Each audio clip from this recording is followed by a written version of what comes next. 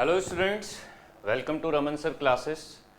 तो आपके इस YouTube channel Raman sir classes पर मैं शैलेंद्र प्रकाश सभी स्टूडेंट्स का स्वागत करता हूं। तो सबसे पहले सभी स्टूडेंट्स इस वीडियो को लाइक करें, ज़्यादा से ज़्यादा स्टूडेंट्स को शेयर ज़रूर करें और हमारे इस चैनल को रमन सर क्लासेस को सब्सक्राइब ज़रूर करें।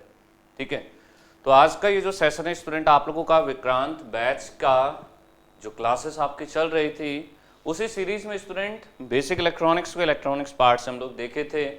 अगला जो सब्जेक्ट है स्टूडेंट आप लोगों का माइक्रो प्रोसेसर।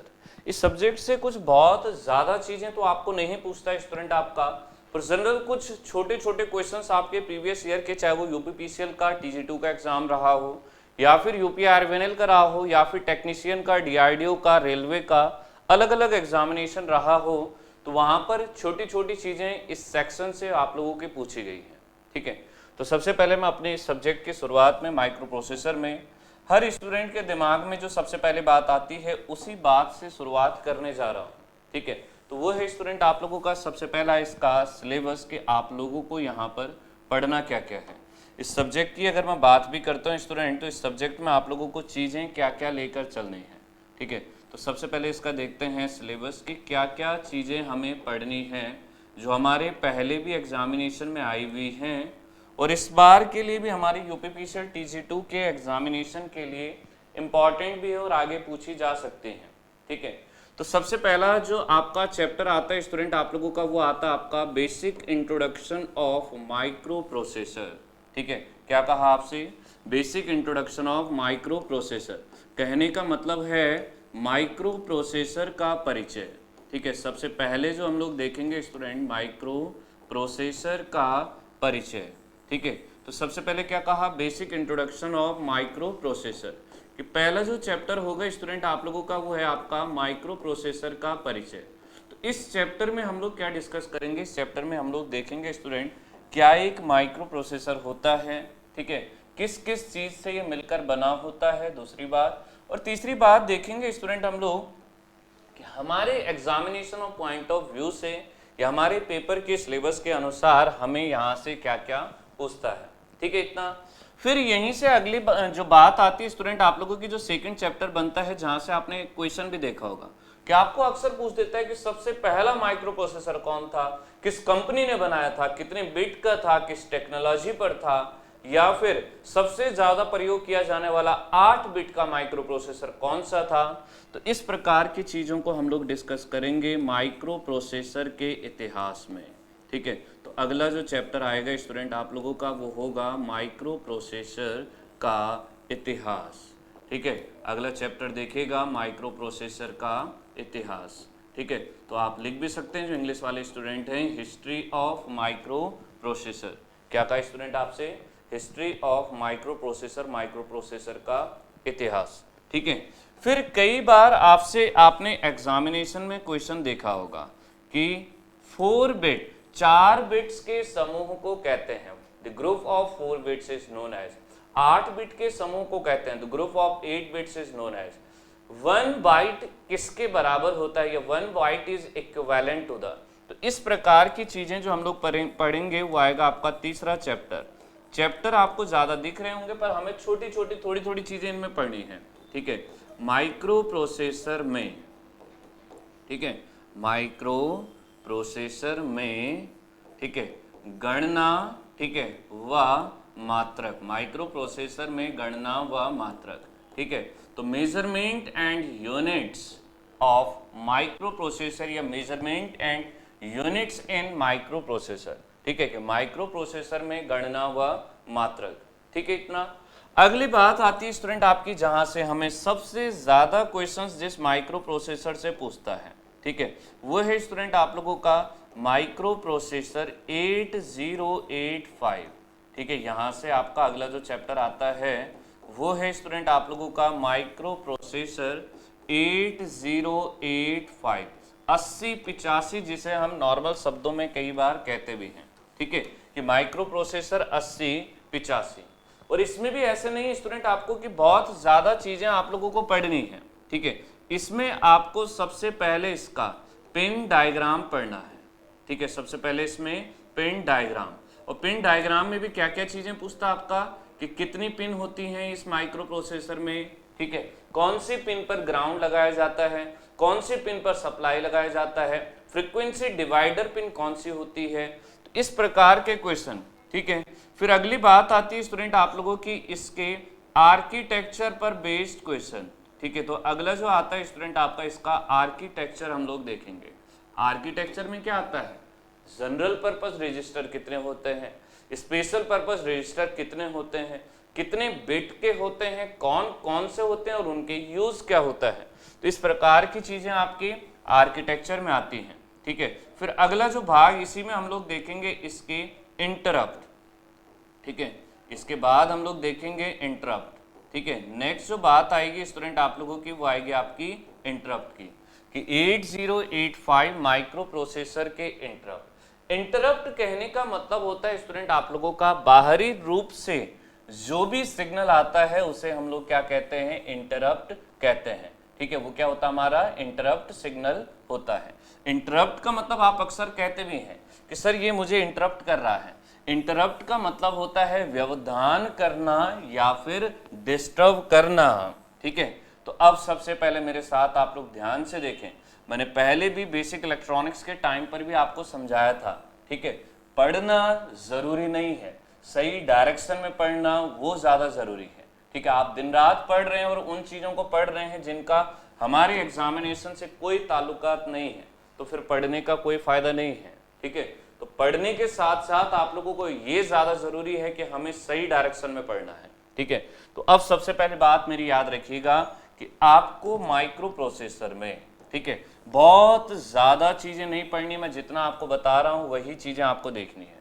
माइक्रो प्रोसेसर का परिचय सबसे पहले देखेंगे, फिर दूसरी बात आएगी आपकी हिस्ट्री, इतिहास माइक्रो प्रोसेसर का, फिर बात आएगी आपकी अगली गणना व मात्रक, measurement and units of micro processor. फिर अगली बात को अगर हम देखते हैं फिर आ जाएगा आपका 8085 माइक्रो प्रोसेसर। और 8085 माइक्रो प्रोसेसर के लिए आपको काफी सारी चीजें इसके लिए देखनी है, काफी सारी मतलब ऐसे नहीं कि बहुत ज्यादा चीजें, बस कुछ जनरल सी चीजें आपकी, ठीक है। जैसे सबसे पहले इसका पिन डायग्राम, ठीक है, फिर इसका आर्किटेक्चर, फिर इसके लिए इंटरप्ट, ये तीन चीजें बेसिकली आपको इसके लिए देखते हुए चलनी है, ठीक है। तो यहां, ठीक है, इन बातों को ध्यान से लेते हुए चलिएगा, इन बातों को ध्यान से समझते हुए चलिएगा, ठीक है। हर एक स्टूडेंट्स वीडियो को लाइक और शेयर जरूर करते रहें, ठीक है।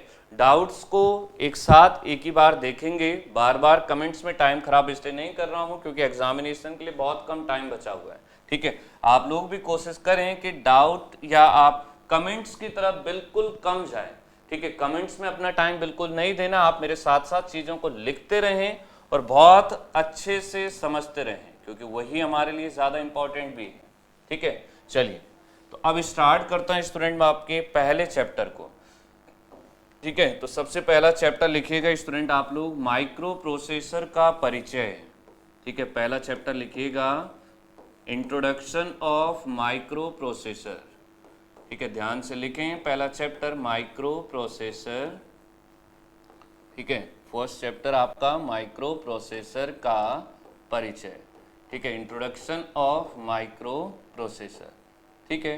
तो अब परिचय की अगर मैं बात करता हूँ, बेसिक इंट्रोडक्शन की बात अगर मैं करता हूँ, कमेंट्स पर ध्यान नहीं दें, ठीक है, आप लोग स्क्रीन पर देखते रहें, ठीक है। यह हमारा पहला चैप्टर है स्टूडेंट आप लोगों का, फर्स्ट चैप्टर आप लोगों का बनकर आ गया, माइक्रो प्रोसेसर का परिचय, ठीक है।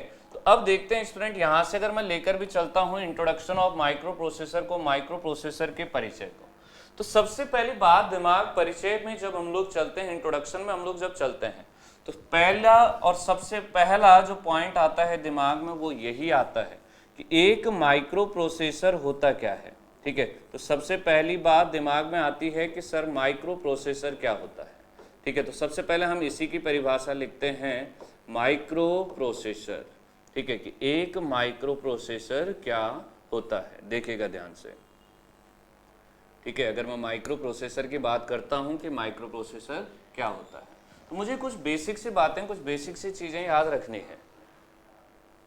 नीचे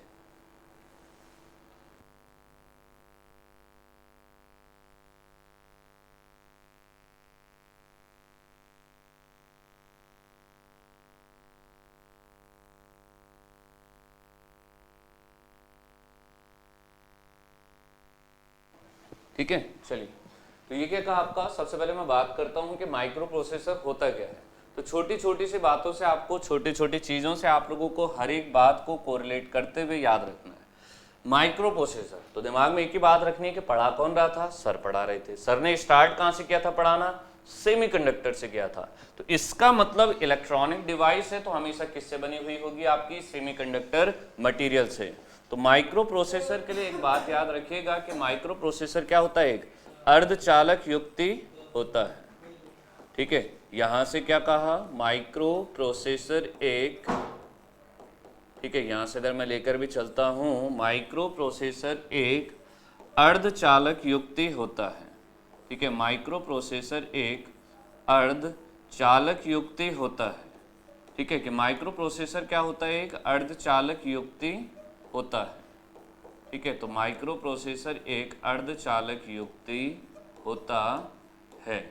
ठीक है, माइक्रो प्रोसेसर क्या होता है आप लोगों का, एक अर्धचालक युक्ति होता है, या आप कह सकते हैं कि micro processor is a semiconductor device. ठीक है, इतना। तो पहली बात जो आप लोगों को याद रखनी है वो यही रखनी है कि ये कैसा होता है, एक अर्धचालक युक्ति होता है।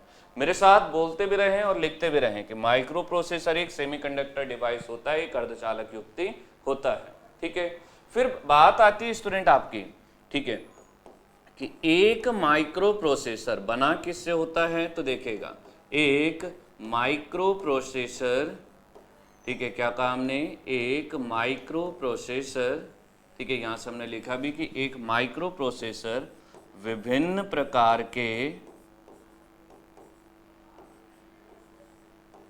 एक माइक्रो प्रोसेसर विभिन्न प्रकार के, ठीक है, कि एक माइक्रो प्रोसेसर जो होता है वो विभिन्न प्रकार के इलेक्ट्रॉनिक परिपथ या इलेक्ट्रॉनिक सर्किट्स को, ठीक है, इलेक्ट्रॉनिक, ठीक है, ये इलेक्ट्रॉनिक्स, विभिन्न प्रकार के इलेक्ट्रॉनिक्स परिपथ को जोड़कर, ठीक है, विभिन्न प्रकार के इलेक्ट्रॉनिक्स परिपथों या सर्किट्स को जोड़कर, ठीक है, इलेक्ट्रॉनिक्स परिपथों से मिलकर बना होता है।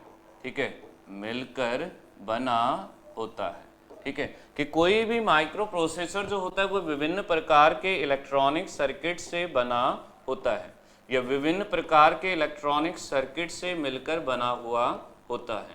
ठीक है, अब बात आती है कि सर ये सर्किट जो होते हैं वो यहाँ बनाए या यहाँ पर मिलाए किस तरह से जाते हैं। ठीक है, तो हमेशा याद रखिएगा कि माइक्रो प्रोसेसर, कोई भी माइक्रो प्रोसेसर होगा, ठीक है, तो याद रखिएगा माइक्रो प्रोसेसर, ठीक है, किस तकनीकी पर आधारित होते हैं, माइक्रो प्रोसेसर VLSI, वेरी, अब इसके फुल फॉर्म में बताऊंगा, VLSI तकनीकी से बने होते हैं, या VLSI तकनीकी पर बने होते हैं। ठीक है, तो माइक्रो प्रोसेसर क्या होते हैं आपके, VLSI तकनीकी पर बने होते हैं। ठीक है, तो अब मेरी बात को ध्यान से सुनिएगा, मेरी बात को ध्यान रखिएगा। हमें तीन बातें याद रखनी है। क्या क्या तीन बातें याद रखनी है, देखिएगा। मैंने सबसे पहले कहा कि एक क्या होती है आपकी, अर्धचालक युक्ति होती है, एक सेमीकंडक्टिंग डिवाइस होती है। फिर दूसरी बात क्या याद रखनी है कि इसके अंदर विभिन्न प्रकार के इलेक्ट्रॉनिक सर्किट, इलेक्ट्रॉनिक परिपथ लगे होते हैं, और वो परिपथ किस तकनीकी के द्वारा लगे होते हैं आपके, VLSI तकनीकी के द्वारा लगे होते हैं। अब बात आती है कि सर इस VLSI की फुल फॉर्म क्या होती है। ठीक है, तो VLSI आपके UPRVNL TG2 के एग्जाम में इसका फुल फॉर्म आ चुका है। ये होता है आपका वेरी लार्ज, ठीक है, वेरी लार्ज स्केल और इंटीग्रेशन। ठीक है, वेरी लार्ज स्केल इंटीग्रेशन, इस बात का मतलब होता है कि बहुत बड़े पैमाने पर एक ही जगह पर बहुत सारी डिवाइसेस को लगाना। ठीक है, क्या कहा आपका, बहुत बड़े पैमाने पर, मतलब बहुत सारी डिवाइसेस को एक जगह पर लगाना और एक जगह पर सही से कार्य करवाना। ठीक है, तो ये बात को देखेगा स्टूडेंट, तीन चीजें याद रखनी है, सेमीकंडक्टर होता है, विभिन्न प्रकार के इलेक्ट्रॉनिक सर्किट से बनता है, और तीसरी बात क्या, तीसरी सबसे इंपॉर्टेंट बात की VLSI टेक्नोलॉजी पर, VLSI तकनीकी पर आधारित होता है। ठीक है, इतना। चलिए अब बात आती है स्टूडेंट आपकी, ये तो हमने बेसिक इसकी परिभाषा की बात की, इसकी डेफिनेशन की बात की। आप लोग साथ के साथ स्क्रीनशॉट लेते रहें, अदरवाइज पीडीएफ आप लोगों को अपलोड हो जाएगा। ठीक है, कोई भी स्टूडेंट, मैं कमेंट बिल्कुल नहीं पढ़ रहा हूँ क्योंकि एग्जाम सामने है, टाइम बिल्कुल कम है। ठीक है, तो आप लोग भी कोशिश करें कि कमेंट्स की तरफ आप बिल्कुल कम से कम जाएं, आप पूरा ध्यान स्क्रीन की तरफ ज़्यादा से ज़्यादा रखें। ठीक है, चीज़ों को ध्यान से समझें और समझते हुए चलें। मैं गारंटी दे रहा हूँ आपको दोबारा पढ़ने की ज़रूरत नहीं पड़ेगी, एक ही बार में चीज़ें आपके दिमाग में छपते हुए चलेंगी। ठीक है, इतना। अब बात आती है स्टूडेंट आप लोगों की कि एक और परिभाषा अक्सर माइक्रो प्रोसेसर की एग्जामिनेशन में देखने को मिली है, पेपरों में देखने को मिली है, और वो कैसे है, ये एक व्यवस्थित परिभाषा। क्या कहा कि माइक्रो प्रोसेसर, यहां से अगर मैं लिखता भी हूं कि माइक्रो प्रोसेसर,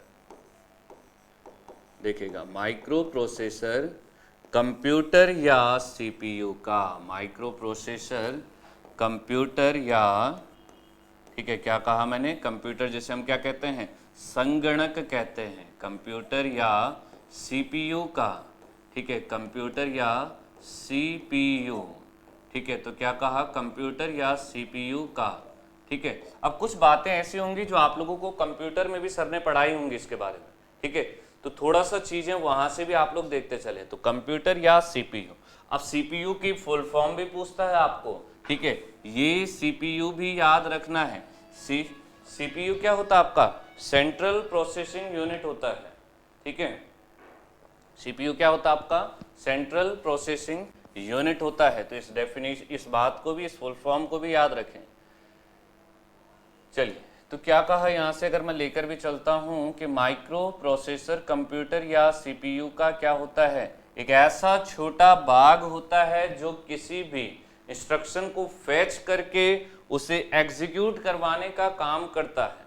ठीक है, तो क्या कहा आपका कि माइक्रो प्रोसेसर कंप्यूटर या सीपीयू का वह है, ठीक है, छोटी इकाई है, ऐसा लिख लेता हूं कि वह है छोटी इकाई है।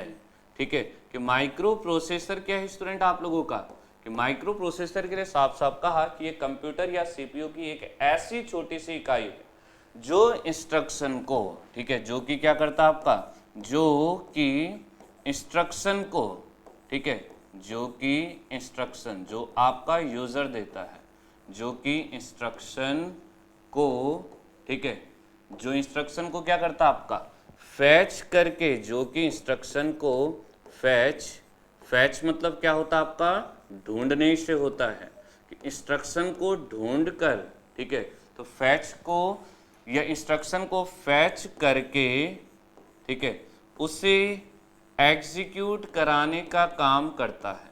ठीक है, उसे एग्जीक्यूट, ठीक है, एग्जीक्यूट का मीनिंग होता है आपका संपादित। ठीक है, उसे एग्जीक्यूट या संपादित, ठीक है, उसे एग्जीक्यूट या संपादित कराकर, ठीक है, इस तरह से देखें कि इसे एग्जीक्यूट कराकर क्या करवाता आप लोगों का, ठीक है, जो वांछित आउटपुट होता है, एग्जीक्यूट कराकर वांछित या डिजायर्ड आउटपुट को देता है। ठीक है, वांछित आउटपुट या निर्गत, ठीक है, वांछित आउटपुट देता है। ठीक है, जो डिजायर्ड आउटपुट होता है उसे देता है। ठीक है, तो यहां से क्या कहा, एक और डेफिनेशन आप लोगों की, एक और परिभाषा बन जाएगी। क्या कहा कि माइक्रो प्रोसेसर आप लोगों का कंप्यूटर या सीपीयू की वह छोटी इकाई होती है जो कि क्या करता है आपका, किसी भी इंस्ट्रक्शन को, किसी भी इंस्ट्रक्शन की बात की गई कि किसी भी इंस्ट्रक्शन को ढूंढकर पहले उसे ढूंढेगा और फिर क्या करता है, उसे एग्जीक्यूट करवाता है, उसे संपादित करवाता है, ताकि वहां से एक डिजायर्ड आउटपुट, एक वांछित आउटपुट निकल सके। जो आउटपुट हमें चाहिए है वो आउटपुट हमारा वहां से निकल सके। ठीक है, इतना। तो ये तो बात आई स्टूडेंट आप लोगों के माइक्रो प्रोसेसर की, या फिर आप कह सकते हैं उसके परिभाषा की। ठीक है, कि एक माइक्रो प्रोसेसर की अगर हम लोग बात करते हैं तो किस तरह से परिभाषित होता है, तो क्या क्या चीजें निकल कर आई। सबसे पहले हमने कहा कि सेमीकंडक्टिंग डिवाइस होता है। ठीक है, दूसरी बात कही विभिन्न प्रकार के इलेक्ट्रॉनिक सर्किट से बना होता है। मेरे साथ जोर जोर से बोलते रहें। ठीक है, क्या कहा कि विभिन्न प्रकार के इलेक्ट्रॉनिक सर्किट से मिलकर बना होता है। तीसरी बात कही कि इलेक्ट्रॉनिक सर्किट जुड़े किससे होते हैं, आपके वीएलएसआई टेक्नोलॉजी से जुड़े हुए होते हैं। ठीक है, फोर्थ बात हमने क्या कही थी, फिर हमने कहा था कि अगर ये क्या होता है, किसी भी कंप्यूटर या सीपीयू का एक ऐसा छोटा इकाई होता है, एक ऐसा छोटा यूनिट होता है, एक ऐसा स्मॉलर यूनिट है जो आपके डिजायर्ड आउटपुट को जनरेट करता है। कब, पहले वो इंस्ट्रक्शन को फैच करता है, ढूंढता है और फिर उसे एग्जीक्यूट करवाता है और उसके अकॉर्डिंग आपका डिजायर्ड आउटपुट को प्रोड्यूस करता है। ठीक है, इतना चलिए तो यहां तक नोट कर लीजिए फटाफट से। कमेंट्स पर बिल्कुल ध्यान नहीं देना है, आप लोग बस चीजों को ध्यान से समझते रहें और पढ़ते रहें।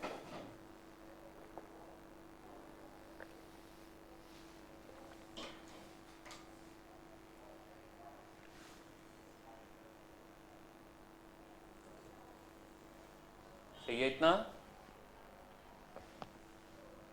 क्लियर है?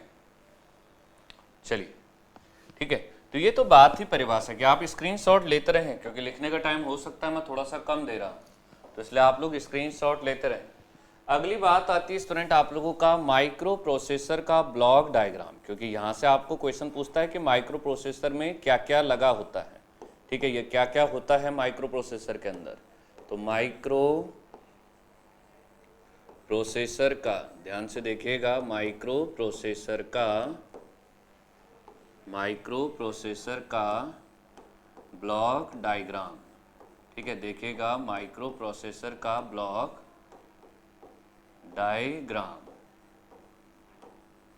ठीक है, देखिए माइक्रो प्रोसेसर का ब्लॉक डायग्राम। ठीक, तो ब्लॉक डायग्राम से हमें एक चीज क्लियर हो जाएगी कि माइक्रो प्रोसेसर के अंदर क्या क्या होता है। ठीक है, इसका जो इंटरनल स्ट्रक्चर होता है उसमें क्या क्या होता है, चीज़ों को साथ के साथ लिखते ज़रूर रहें। ठीक है, तो हमने कहा माइक्रो प्रोसेसर का ब्लॉक डायग्राम। देखिएगा, अब अगर मैं बात करता हूँ इसके ब्लॉक डायग्राम की स्टूडेंट आप लोगों से कि इसके ब्लॉक डायग्राम में अगर मैं लेकर भी चलूँ, तो मैंने सबसे पहले क्या कहा कि यहाँ अगर मैं देखता हुए हूँ, ठीक है, तो ब्लॉक डायग्राम में सबसे पहली जो बात आती है स्टूडेंट आपकी, ठीक है, वो आता है आपका ALU। क्या होता है ALU? इसका फुल फॉर्म आप लोगों को कंप्यूटर के सर ने पढ़ाया भी होगा आपको कंप्यूटर में। ठीक है, ALU क्या होता है आपका? A for arithmetic. ठीक है, A फॉर क्या होता है आपका? अरिथमेटिक। ठीक है, और दूसरी बात आपने देखी होगी arithmetic and L for logic, तो अरिथमेटिक एंड लॉजिक और U फॉर यूनिट। तो ये फुल फॉर्म आपने कंप्यूटर में पढ़ी होगी, इसका काम भी कंप्यूटर में पढ़ा होगा कि ALU क्या करता है आपका? Arithmetic and logic unit. जितनी भी आपकी अंक गणितीय व तार्किक समस्याएं होती हैं उन्हें सॉल्व करने का काम करता है। अंक गणितीय मतलब आपका अरिथमेटिक मतलब जैसे जोड़ हो गया, घटाना हो गया, भाग हो गया, इंटीग्रेशन हो गया, ये सब आते हैं आपके अरिथमेटिक में, अंक गणित में। लॉजिकल का मतलब होता है, लॉजिक यूनिट का मतलब लॉजिकल ऑपरेशंस को, जैसे एंड ऑपरेशन, और ऑपरेशन, नॉट ऑपरेशन, इन्हें करवाने का जो काम करता है। ठीक है, फिर बात आती है स्टूडेंट आपकी कि इसी तरह से जो दूसरी बात आती है वो होता है आपका SP। ठीक है, SP की अगर मैं फुल फॉर्म देखूं तो ये होता आपका स्टैक पॉइंटर। ठीक है, क्या होता है स्टूडेंट आप लोगों का? Stack pointer. ठीक, तो यहाँ हमने क्या कहा कि दूसरा जो पार्ट हम लोग लेकर चले ये है स्टूडेंट हमारा स्टैक पॉइंटर। ठीक है, तो सबसे पहले हमने कहा कि ALU होता है, फिर दूसरी बात हमने कही स्टैक पॉइंटर होता है। ठीक, स्टैक पॉइंटर एक रजिस्टर होता है, तो इसीलिए मैं यहीं पर इसी के साथ एक और रजिस्टर को लेकर चल रहा हूँ। ठीक है, कैसे लेकर चल रहा हूँ ये देखेगा कि ये तो स्टैक पॉइंटर था SP, ऐसे ही अगर मैं PC लिखता हूँ, ठीक है, तो PC का मीनिंग होता है हमारा प्रोग्राम काउंटर। ठीक है, PC क्या होता है स्टूडेंट आप लोगों का? This is program counter. ठीक है, तो ये निकल कर आ गया आपका प्रोग्राम काउंटर। ठीक, तो PC क्या होता है स्टूडेंट आप लोगों का? This is program counter. तो अब हमारे पास क्या क्या निकल के आ गया? ALU होता है, अरिथमेटिक एंड लॉजिक यूनिट होता है, स्टैक पॉइंटर होता है, प्रोग्राम काउंटर होता है। अब इसी सीरीज में अगर हम लोग देखते हैं तो एक दो आपके क्या निकल कर आते हैं? General purpose register. जैसे सबसे पहले अगर मैं कहता हूं तो सबसे पहले आता आपका एक्यूमुलेटर। ठीक है, एक्यूमुलेटर, ठीक है, इसे प्रदर्शित करते हैं कैपिटल ए से। एक्यूमुलेटर क्या होता है स्टूडेंट, इसे पढ़ना कैसे है, एक्यूमुलेटर, ठीक है। तो एक्यूमुलेटर होता क्या है रियल में, ये आप लोगों का एक ऐसा रजिस्टर होता है जो हर प्रकार के अरिथमेटिक एंड लॉजिक यूनिट में प्रयोग होता है। एक डेटा हमेशा इसी रजिस्टर का होता है, ठीक है। अगली बात आती है स्टूडेंट आप लोगों की, यहीं अगर मैं लिखता हूं तो अगला मैंने कहा कि नेक्स्ट आता आपका जनरल पर्पस रजिस्टर, ठीक है। क्या कहा है यहां से, जनरल पर्पस रजिस्टर, ठीक है। तो नेक्स्ट जो बात आती है या नेक्स्ट जो आता आपका that is general purpose register. General purpose register कहने का मतलब है स्टूडेंट आप लोगों का GPR, ठीक है, ये होता हमारा जनरल पर्पस रजिस्टर। तो ये हमने कुछ इस तरह से कहा कि ये हो गया जनरल पर्पस रजिस्टर। इन दोनों की अगर मैं बात करूं, जैसे आपका यहाँ अगर मैं लेकर भी चलता हूँ, ठीक है, ये हमारा एक्यूमुलेटर और हमारा जनरल पर्पस रजिस्टर, ये दोनों क्या है स्टूडेंट, आपके टेम्पररी मेमोरीज हैं, ठीक है। ये क्या हमारे टेम्पररी रजिस्टर्स हैं, ये बात विशेष रूप से ध्यान रखें, ठीक है। तो ये आ गया आपका general purpose register and accumulator, ठीक है। तो अब यहीं से इसी बात को आगे प्रोसीड करते हुए जब हम लोग चलते हैं स्टूडेंट, तो यहाँ हमने क्या कहा कि अभी तक हमने बेसिक स्ट्रक्चर में कुछ चीजें देखी जो हमारे सामने पर हैं। ALU हो गया, स्टैक पॉइंटर हो गया, प्रोग्राम काउंटर हो गया, ठीक है। ये जनरल बातें हैं, ये जनरल पार्ट्स हैं जो हमारे कहाँ पर होते हैं, माइक्रो प्रोसेसर में। चाहो तो इसको इस तरह से बना लेते हैं, ठीक है। यहाँ से ऐसा करते हैं, इस एक मिनट, हाँ ठीक है, ये ध्यान से देखिएगा, ये हम लोग कुछ इस तरह से लेकर चलते हैं कि ये एक्यूमुलेटर को यहाँ पर रख देते हैं, ठीक है। फिर यहाँ से ये आ जाएगा आपका प्रोग्राम काउंटर, ये स्टैक पॉइंटर, ठीक है। फिर ये आ जाएगा आप लोगों का प्रोग्राम काउंटर, ठीक है। चलिए अब इसी तरह से इसके बाद अगर मैं बात करता हूँ स्टूडेंट, ठीक है, तो नेक्स्ट जो कहानी आती है वो आती है आपकी टाइमर और कंट्रोल सर्किट की, ठीक है। तो लिखिएगा यहाँ से अगर हम देखते भी हैं तो नेक्स्ट बनता है आपका टाइमर एंड कंट्रोल सर्किट, ठीक है, टाइमर एंड कंट्रोल सर्किट, ठीक है। अगला जो बात आती है टाइमर एंड कंट्रोल सर्किट, ठीक है, ये क्या होता है आपका टाइमर और कंट्रोल सर्किट। तो अगला ये लिखिएगा टाइमर एंड कंट्रोल सर्किट, ठीक है। इसी तरह से दूसरी बात अगर मैं देखता हूँ, ठीक है, यहीं इसी सीक्वेंस में अगर मैं बात करता हूँ तो वो आता है स्टूडेंट आप लोगों का इंटरप्ट कंट्रोल सर्किट, ठीक है। तो नेक्स्ट ये देखिएगा, इंटरप्ट मतलब बाहर से आने वाला कोई भी सिग्नल, ठीक है। तो मैंने क्या कहा, इंटरप्ट कंट्रोल सर्किट, ठीक है, ये बनता आपका इंटरप्ट कंट्रोल सर्किट, इंटरप्ट को कंट्रोल करने वाला सर्किट, ठीक है। ये आ गया आपका इंटरप्ट कंट्रोल सर्किट, ठीक है। तो यहाँ से हमने क्या कहा, ये हो गया आपका इंटरप्ट कंट्रोल सर्किट। तो ये डिफरेंट पार्ट्स हैं स्टूडेंट आप लोगों के जो एक माइक्रो प्रोसेसर के अंदर लगे हुए होते हैं। इन्हें आप ध्यान से देखिएगा, कैसे याद रखना है। सबसे पहले ALU arithmetic and logic unit, दूसरा आपका एक्यूमुलेटर और जनरल पर्पस रजिस्टर। नेक्स्ट अगर मैं बात करता हूं तो ये बात आ गई आपकी स्टैक पॉइंटर की। फिर अगली बात देखते हैं तो ये आ गया हमारा प्रोग्राम काउंटर। फिर ऐसे अगर हम देखते हैं तो ये आ गया आपका टाइमर एंड कंट्रोल सर्किट। फिर बात अगर हम देखते हैं तो ये आ गया आपका इंटरप्ट कंट्रोल सर्किट, ठीक है। तो ये जितना स्ट्रक्चर, ये जितना भी आर्किटेक्चर आपके सामने पर है स्टूडेंट, ये हमारे एक माइक्रो प्रोसेसर का ब्लॉक डायग्राम है। ब्लॉक डायग्राम कहने का मतलब है कि ये सारी चीज़ें एक माइक्रो प्रोसेसर के अंदर लगी हुई होती हैं। इन्हें आप देख भी सकते हैं कि ये सारी चीज़ें क्या स्टूडेंट आपकी, इस बात को आप इस तरह से भी कह सकते हैं कि एक माइक्रो प्रोसेसर के अंदर ये डिफरेंट पार्ट्स होते हैं। तो मुझे क्या क्या याद रखना है, ध्यान से देखिएगा।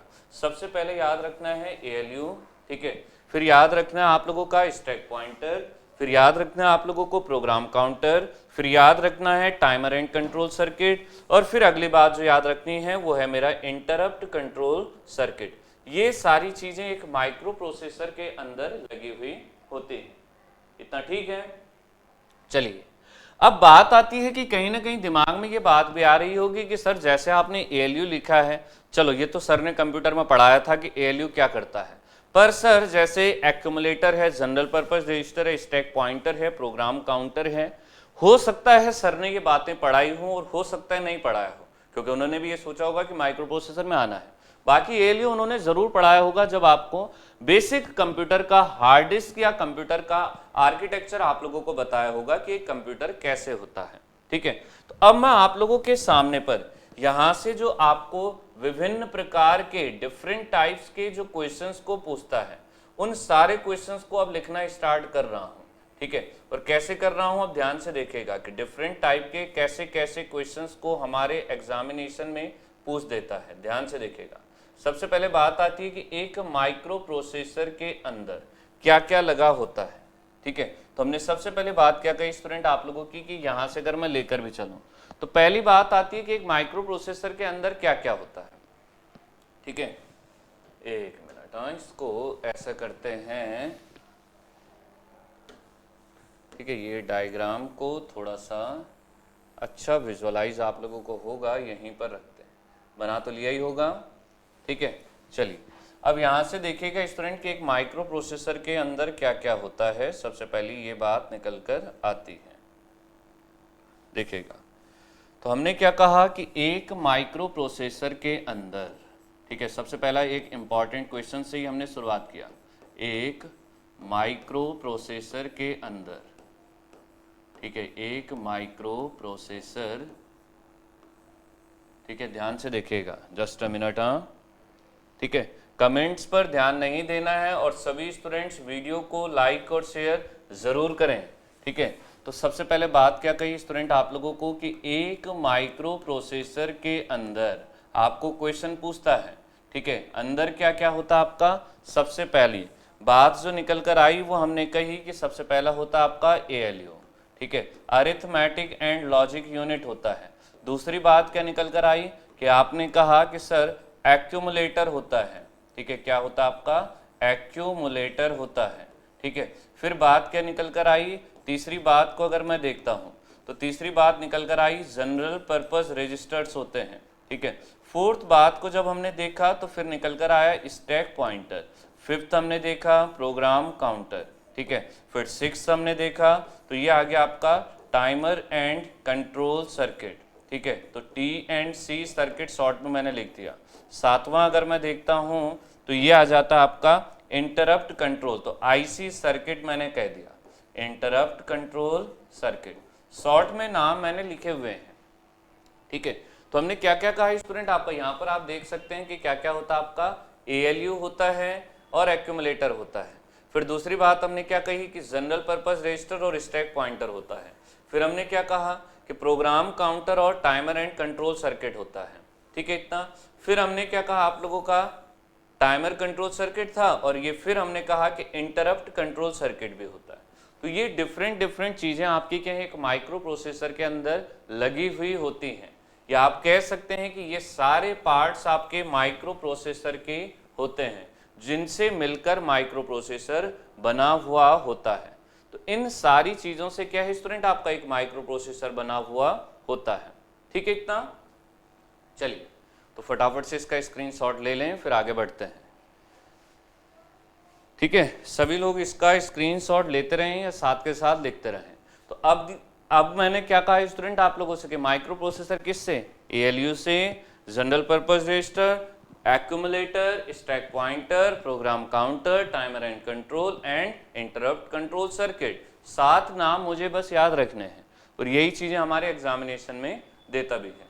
अब थोड़ा सा, ठीक है, कुछ चीजों को मैं थोड़ा सा लेकर चलता हूं, कुछ चीजों को थोड़ा सा आपको समझाता हूं। जैसे सबसे पहली बात, मुझे पता है कि आपको सर ने कंप्यूटर में पढ़ाया है, इसीलिए मैं इस बात को बहुत ज्यादा नहीं बस थोड़ा सा बताऊंगा। ठीक है, मैंने सबसे पहली बात आपसे एएलयू की छेड़ी। ठीक है, अब मैंने एएलयू के लिए क्या कहा कि पहला और सबसे इंपॉर्टेंट क्वेश्चन पर मैंने स्टार्ट किया, वो है इसकी फुल फॉर्म। तो मैंने आपसे सबसे पहले कहा इसकी फुल फॉर्म क्या होती है स्टूडेंट, अरिथमेटिक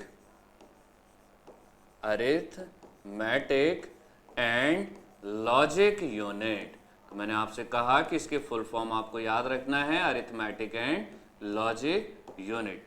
अब आपने कहा कि सर फुल फॉर्म तो याद हो गई, अरिथमेटिक एंड लॉजिक यूनिट, ये करता क्या है। ठीक है, तो यूनिट का मतलब होता है कि एक कोई पार्ट, एक कोई जगह या एक कोई चीज आपकी, ठीक है। तो ये क्या करता है स्टूडेंट, आपका सभी प्रकार के, इसके बारे में आपको याद रखना है कि ये क्या करता है, सभी प्रकार के अंक गणितीय व, ठीक है, क्या कहा आपका, सभी प्रकार के जितने भी अरिथमेटिक, तो सभी प्रकार के अंक गणितीय व, ठीक है, यहां से हमने क्या कहा स्टूडेंट आप लोगों को, सभी प्रकार के अंक गणितीय व तार्किक, ठीक है,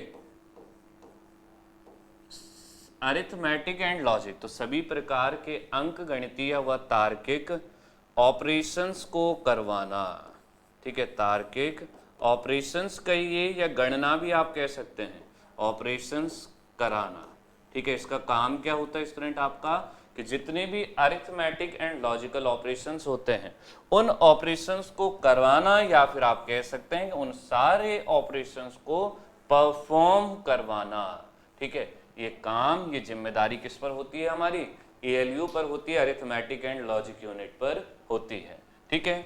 फिर दूसरे नाम आपने देखे कि हम दो नामों को एक साथ में लिख रहा हूं और बहुत ज्यादा नहीं लेकर चल रहा हूं इन्हें।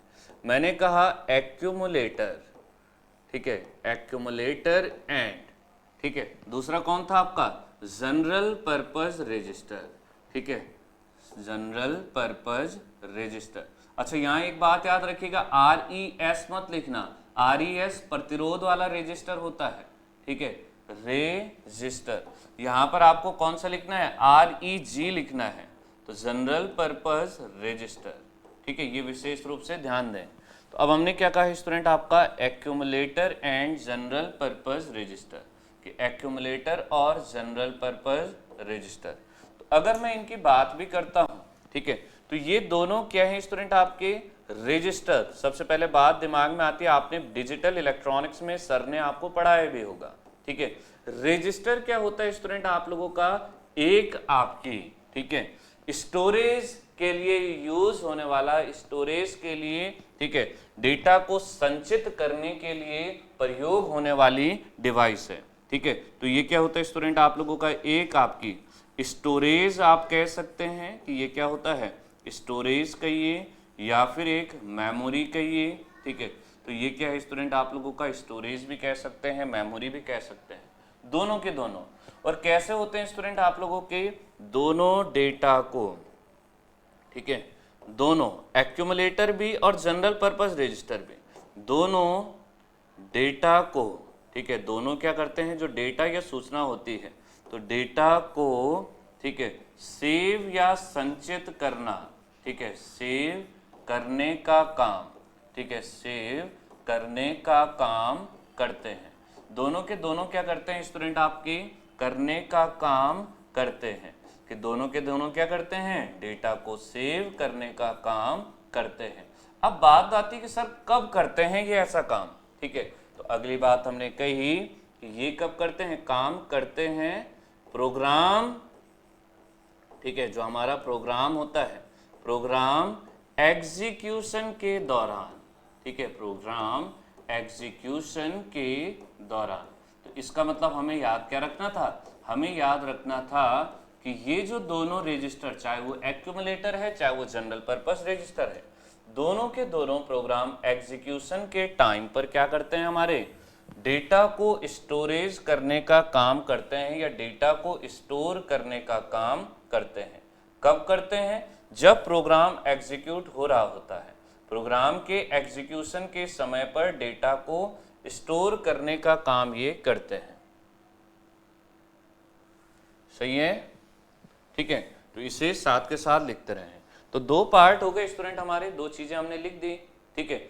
अगली बात आती है स्टूडेंट हमारी टाइमर एंड कंट्रोल, ठीक है। अगली बात अगर मैं लिखता हूं तो ये है स्टूडेंट आपका अगला जो भाग था, ठीक है, वो था आपका टाइमर एंड कंट्रोल सर्किट, ठीक है। तो क्या कहा, टाइमर एंड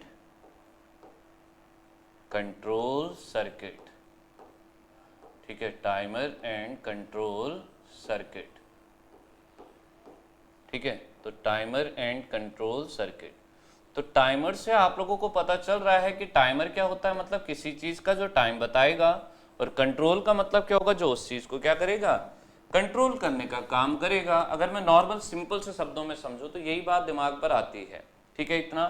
तो ये जो पार्ट होता है आप लोगों का, ये क्या करता है स्टूडेंट आप लोगों का, मैं शॉर्टकट सीधे लिख रहा हूं कि टाइम निर्धारित करता है कब इनपुट दिया जाएगा, कब आउटपुट लिया जाएगा, ठीक है। ये कितने देर तक डिवाइस ऑन रहेगी और कितनी देर तक ये फिर ऑफ रहेगी। तो समय निर्धारण व, ठीक है, क्या करता है आपका, कंट्रोल करने का काम करता है, ठीक है, कि टाइम डिफाइन करेगा कि कितने देर तक कितने समय के लिए कोई ऑपरेशन होना है, ठीक है। और फिर उसके आधार पर चीजों को नियंत्रित करना, ठीक है। क्या कहा आपका कि वह सभी ऑपरेशन, जितने भी क्रियाकलाप चल रहे हैं, सभी ऑपरेशंस को नियंत्रित करना, सभी ऑपरेशंस को नियंत्रित करना, ठीक है। और क्या करना स्टूडेंट आपका, जितनी भी चीजें चल रही हैं, जितनी भी एक्टिविटी चल रही है, उन सब को कंट्रोल करना, ठीक है, का काम, या इस काम को कौन करता है आपका, माइक्रो प्रोसेसर करता है। समय निर्धारण व सभी ऑपरेशंस को नियंत्रित करने का काम कौन करता है, टाइमर एंड कंट्रोल सर्किट करता है, ठीक है। इसी तरह से इसी के साथ एक और नाम जुड़ा था स्टूडेंट, वो था आपका इंटरप्ट कंट्रोल सर्किट, ठीक है। तो फटाफट से लिखिएगा मेरे साथ ही, इंटरप्ट कंट्रोल सर्किट। ध्यान से देखते रहें, चीजें अपने आप क्लियर होते रहेंगी, ठीक है। इंटरप्ट कंट्रोल सर्किट, ठीक है। तो अगली बात मैंने क्या कही, इंटरप्ट कंट्रोल सर्किट कहा, ठीक है। यहां से ध्यान से देखिएगा, इंटरप्ट कंट्रोल सर्किट, ठीक है। इंटरप्ट कंट्रोल सर्किट की अगर मैं बात करता हूं तो इंटरप्ट का मतलब दिमाग में साफ साफ आता है कि व्यवधान या फिर डिस्टरबेंस, ठीक है। तो मैंने यहां से क्या कहा कि डिस्टरबेंस की अगर मैं बात कर रहा हूं तो मैंने सिंपल से बात कही, ठीक है, कि बाहरी रूप से, ठीक है, या आंतरिक रूप से, इंटरनल भी होता है इंटरप्ट और एक्सटर्नल भी होता है। हमेशा याद रखिएगा, जैसे मैं कोई काम कर रहा हूं, ठीक है, तो हो सकता है कोई मुझे बाहर से आगे डिस्टर्ब कर दे, और हो सकता है कि मेरे दिमाग में ही कुछ चीजें चल रही हों, उससे मैं डिस्टर्ब हो जाऊं और कुछ काम को गड़बड़ कर दूं। तो इसका मतलब मैं नॉर्मल भी समझूं, एक ह्यूमन बीइंग से भी समझूं, एक इंसान से भी समझूं, तो जो इंटरप्ट होता है, जो व्यवधान होता है, वो मेरे अंदर से भी आ सकता है और बाहर से भी आ सकता है, बाहर से आकर कोई दूसरा कर सकता है। तो इसका मतलब स्टूडेंट आपका, ठीक है, कि इंटरप्ट कंट्रोल सर्किट क्या करता है आपका, सभी आंतरिक व बाह्य, ठीक है, कंप्यूटर की बात हो रही है, माइक्रो प्रोसेसर की बात हो रही है, सभी आंतरिक व बाह्य, जितने भी इंटरनल और एक्सटर्नल, ठीक है, सभी आंतरिक व बाह्य, ठीक है, जितने सॉरी क्या कहा आपका, जितने भी इंटरनल या फिर एक्सटर्नल क्या होंगे स्टूडेंट आपके, इंटरप्ट या डिस्टरबेंस होंगे, तो सभी आंतरिक व बाह्य व्यवधान, ठीक है, जितने भी आपके डिस्टरबेंस या इंटरप्ट, कहने का मतलब व्यवधान से है, व्यवधान आते हैं, ठीक है, उन्हें नियंत्रित करना, आते हैं तो उन्हें क्या करना, नियंत्रित करना, ठीक है, उन्हें नियंत्रित करना, उन्हें कंट्रोल करने का काम, उन्हें नियंत्रित करना, ठीक है। उन्हें कंट्रोल करने का काम कौन करता है स्टूडेंट आप लोगों का, उसे कंट्रोल करने का काम करता हमारा इंटरप्ट कंट्रोल सर्किट। तो देखें, सबसे पहले मेरे साथ अब फटाफट से पेन और कॉपी को रोक दें और अब आप मेरे साथ बोलना स्टार्ट करें। सबसे पहली बात जो दिमाग में आती है, सबसे पहला जो पॉइंट हमारे दिमाग में आता है वो आया हमारा ALU। ALU क्या होता है, अरिथमेटिक एंड लॉजिक यूनिट। नाम से ही पता चला, अरिथमेटिक मतलब अंकगणित, लॉजिक मतलब तार्किक। तो इन ऑपरेशंस को जो परफॉर्म करता है वही ALU होता है। एक्यूमुलेटर और जनरल पर्पस रजिस्टर दोनों क्या होते हैं, रजिस्टर मतलब स्टोरेज के लिए यूज होना, और कैसा स्टोरेज, टेम्पररी स्टोरेज के लिए यूज होता है। कब, जब प्रोग्राम एग्जीक्यूट या प्रोग्राम संपादित हो रहा होता है, ठीक है।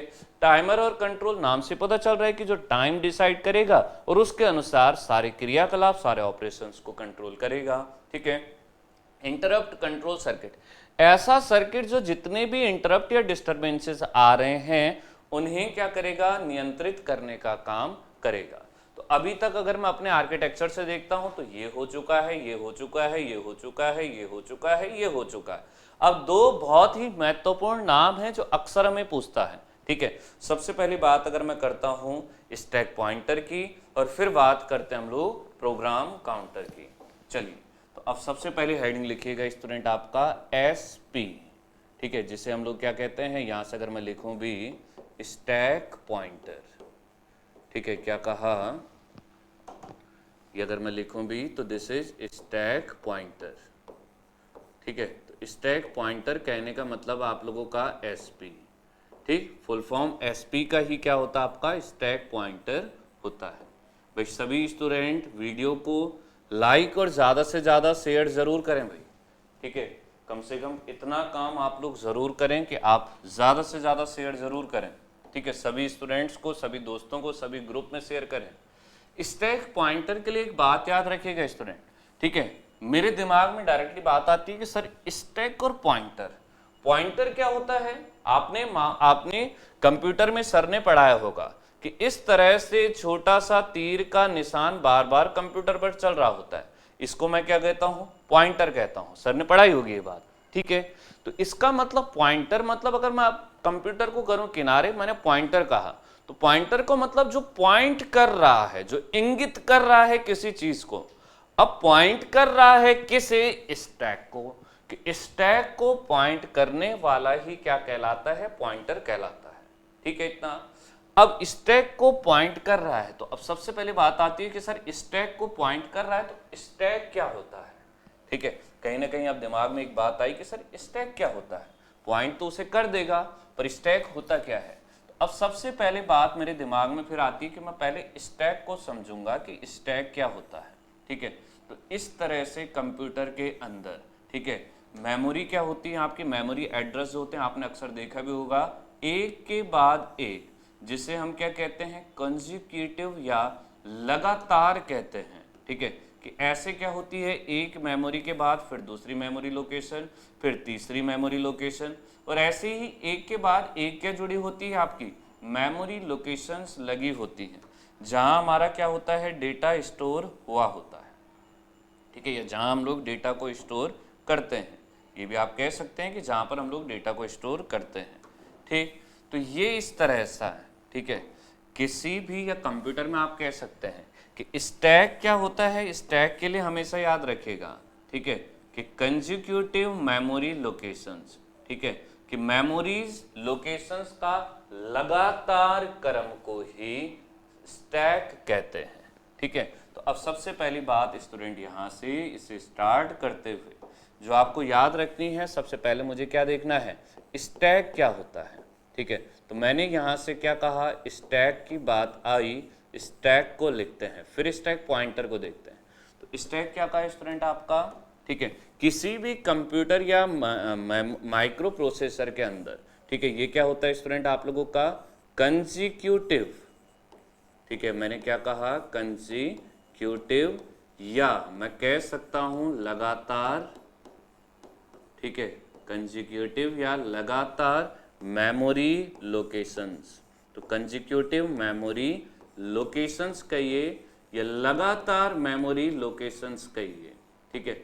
लगातार कहने का मतलब क्या स्टूडेंट आपका, कि जैसे मैंने यहाँ पर ये एक डब्बा बनाया भी है, तो ये मैंने इसीलिए बनाया है कि अब आप लोगों को समझा सकूं कैसे, कि यहाँ अगर मैं कहता हूँ कि अगर ये एड्रेस मेरा 2009, ठीक है, इसका पता 2009 है, तो इससे एक कम नीचे होगा, आप लोग ये 2009 है, तो इसका मतलब क्या है कि इससे पहले क्या था होगा 2010, फिर आपका 2011, ठीक है, फिर आपका 2012, ठीक है, ये इस तरह से।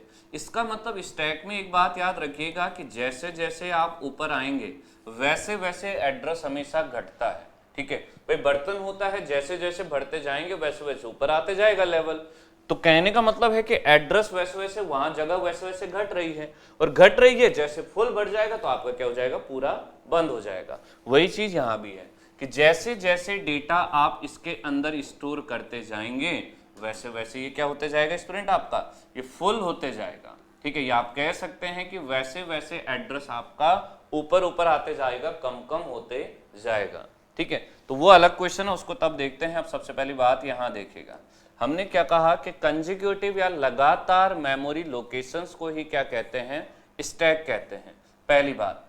अब दूसरी बात निकल कर आती है स्टूडेंट आपकी, लगातार मेमोरी को तो हमने क्या कहा, स्टैक कहा। तो इसका मतलब ये लगातार मेमोरी थी, तो ये हमारा क्या है, स्टैक था, ठीक है, यह स्टैक है, कि ये एक हमारा क्या है, स्टैक है। अब बात आती है कि सर जरा स्टैक पॉइंटर भी बताइए। तो अगर मैं स्टैक पॉइंटर की बात करता हूं तो क्या होगा आपका, स्टैक के, ठीक है, स्टैक के टॉप मोस्ट लेयर का एड्रेस, तो स्टैक के, ठीक है, उच्चतम परत, टॉप मोस्ट कहा ना, तो उच्चतम परत का एड्रेस, कि टॉप मोस्ट लेयर का जो एड्रेस होता है, जो टॉप मोस्ट लेयर का पता होता है, ठीक है, टॉप मोस्ट लेयर का एड्रेस, ठीक है, ही स्टैक या टॉप मोस्ट एड्रेस को, ठीक है, क्या कहा यहां से कि स्टैक के उच्चतम परत का एड्रेस को, ठीक है, या एड्रेस, ठीक है, कहाँ होता आपका, इस बात को ऐसे भी लिख सकते हैं कि स्टैक का उच्चतम परत का एड्रेस स्टैक पॉइंटर में, ठीक है, स्टैक पॉइंटर में इंगित होता है, स्टैक पॉइंटर में इंगित होता है, यह स्टैक पॉइंटर में स्टोर होता है, ठीक है। तो कहने का मतलब क्या आपका, कि इस स्टैक के, अगर मैं बात करता हूं कि ये मेरी क्या है, टॉप लेयर है, ठीक है, उच्चतम परत है, मैंने कहा कि ये मेरी टॉप मोस्ट लेयर है, ठीक है, तो ये जो एड्रेस है, ठीक है, ये जो आपका क्या है, एड्रेस है, ठीक है, ये होल्ड करता है एड्रेस, होल्ड बाय, ठीक है, इसी एड्रेस को होल्ड करता है कौन, हमारा स्टैक पॉइंटर, ठीक है, यही एड्रेस कहां पर होता है आपका, स्टैक पॉइंटर पर होता है। तो इसका मतलब अब मेरे दिमाग में कुछ क्वेश्चंस जो थे वो भी बनकर तैयार होने लगे। कैसे, कि अगर मुझे पूछेगा कि स्टैक पॉइंटर का काम क्या है, तो इसका काम क्या है कि स्टैक के टॉप मोस्ट एड्रेस को होल्ड करना, कि स्टैक के उच्चतम एड्रेस को होल्ड करना। अब स्टैक से ही रिलेटेड मुझे कुछ और क्वेश्चंस भी पूछ देता है एग्जाम में, ठीक है। अब वो कैसे पूछता है, उन क्वेश्चंस को देखेगा कि स्टैक से ही रिलेटेड कुछ और छोटे छोटे क्वेश्चंस को पूछता है। सबसे पहला क्वेश्चन, स्टैक किस सिद्धांत पर कार्य करता है, ठीक है, तो सिद्धांत क्या होता है इसका, लीफो होता है। ये क्वेश्चन भी आपके TG2 में आया हुआ है, ठीक है। देखिएगा कि स्टैक, लिखिएगा स्टैक, ठीक है, किस सिद्धांत पर होता है आपका, लीफो, LIFO के सिद्धांत पर कार्य करता है, ठीक है, के सिद्धांत, लीफो के सिद्धांत पर कार्य करता है, ठीक है, कि ये क्या करता है आपका, लीफो के सिद्धांत पर कार्य करता है। तो इसका जो वर्किंग प्रिंसिपल है स्टैक की, अगर मैं बात कर रहा हूँ, तो स्टैक का जो वर्किंग प्रिंसिपल है वो क्या है स्टूडेंट, आपका लीफो है, ठीक है। अब बात आई कि सर लीफो की फुल फॉर्म भी TG2 के एग्जाम में आई थी, ठीक है, तो क्या फुल फॉर्म होती है सर इसकी, लीफो होता आपका L for last, I for in, last in first out, ठीक है, लास्ट इन फर्स्ट आउट। इसका मतलब बर्तन में कुछ भरते हैं तो सबसे पहले बाहर कौन निकलता है, दाल का डब्बा होता है, तो सबसे पहले कहां से निकलती है दाल, जो सबसे ऊपर दाल होगी, तो इसका मतलब जो सबसे लास्ट में भरी गई होगी वो सबसे पहले निकलनी है। वही चीज यहां भी यूज होती है, ठीक है। इसका जो कार्य सिद्धांत होता है वो क्या होता है स्टूडेंट आपका, लास्ट इन फर्स्ट आउट, कि जो इनपुट सबसे लास्ट में, जो एंट्री सबसे ऊपर सबसे लास्ट में जाएगी वही सबसे पहले बाहर निकलेगी, ठीक है। तो क्या कहा आपका कि इसका वर्किंग प्रिंसिपल क्या होता है, कार्य सिद्धांत क्या होता है आपका, लास्ट इन फर्स्ट आउट, ठीक है, कि जो डेटा सबसे लास्ट में गया होगा वही सबसे पहले बाहर निकलेगा, ठीक है, इतना। तो इसका मतलब क्या है कि ये एड्रेस को होल्ड करता है, इसमें एड्रेस होता है, ये इसके अंदर एड्रेस स्टोर होता है। तो इसका मतलब ये भी क्या होता है स्टूडेंट आपका, ये भी एक प्रकार का रजिस्टर ही होता है, ठीक है। तो क्या कहा आपको कि स्टैक पॉइंटर भी एक प्रकार का, ठीक है, क्या होता है स्टूडेंट, आपका रजिस्टर ही होता है, ठीक है, ये भी एक प्रकार का क्या है, रजिस्टर होता है, जिसके अंदर क्या स्टोर होता है, आपका एड्रेस स्टोर होता है। किसका एड्रेस स्टोर होता है, स्टैक के टॉप मोस्ट एड्रेस का या टॉप मोस्ट लेयर के एड्रेस स्टोर होता है, ठीक है इतना। तो यहां तक आप लोग स्क्रीनशॉट ले लेंगे, था आपका स्टैक पॉइंटर, ठीक है। क्वेश्चन आता है इसीलिए इस बात को बहुत ज्यादा जोर भी दे रहा हूं, समझा भी रहा हूं, ठीक है, तो इसलिए ध्यान से देखें और समझते हुए चलें, ठीक है। ये जो कहानी थी आपकी, ये जितना भी अभी चल रहा है, ये हमारा स्टैक पॉइंटर के लिए है।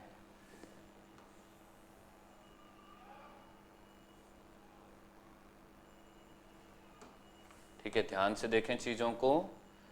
कमेंट्स मैं बिल्कुल नहीं देख रहा हूं, क्योंकि कमेंट्स पढ़ने का और आपके पास करने का बिल्कुल टाइम नहीं होना चाहिए, ठीक है। चलिए, ये तो कहानी हुई स्टूडेंट आपके स्टैक की। अब लास्ट एक और नाम बच रहा है अभी भी, ठीक है, वो है आपका प्रोग्राम काउंटर, ठीक है, जिसको जब हमने शॉर्ट में लिखा तो हमने कहा पीसी, ठीक है, और फुल फॉर्म अगर हम देखते हैं तो हमने कहा प्रोग्राम काउंटर, ठीक है। कुछ भी ऐसा नहीं है जो याद करना है, रटना है, बस आप मेरे साथ चीज़ों को समझिएगा। मैं आपको हर एक चीज़ समझाते हुए ऐसे चलूंगा कि आपको रटने की जरूरत नहीं पड़ेगी, ठीक है। प्रोग्राम काउंटर, ठीक है, क्योंकि लोग अक्सर कहते हैं कि माइक्रो प्रोसेसर थियोरेटिकल सब्जेक्ट होता है जो रटना है, नहीं रटना है भाई, कॉन्सेप्ट बनाना है, कॉन्सेप्ट से हर एक चीज़ याद भी रहती है ज़्यादा लंबे टाइम तक और समझ भी आसानी से आती है। तो अब बात आई स्टूडेंट हमारे प्रोग्राम काउंटर की। तो प्रोग्राम काउंटर को अगर मैं देखूं तो अब कुछ भी करने से पहले, कुछ भी पढ़ने से पहले अपने कॉन्सेप्ट पर ध्यान देता हूं। मैंने देखा प्रोग्राम काउंटर, काउंटर मतलब जो काउंटिंग करता है। काउंटर मैंने डिजिटल में भी पढ़ा था, आप लोगों ने पढ़ा है, सर ने पढ़ाया था। तो काउंटर का मतलब जो काउंट करता है और प्रोग्राम का मतलब जो प्रोग्राम को काउंट करता है। तो इसका मतलब जो प्रोग्राम को काउंट करता है नहीं, ये काउंट करता है प्रोग्राम में चल रहे एड्रेस को, ठीक है, कि जो इंस्ट्रक्शन आ रहा है वो किस पते से आ रहा है, उसे काउंट करने का काम करता है, ठीक है।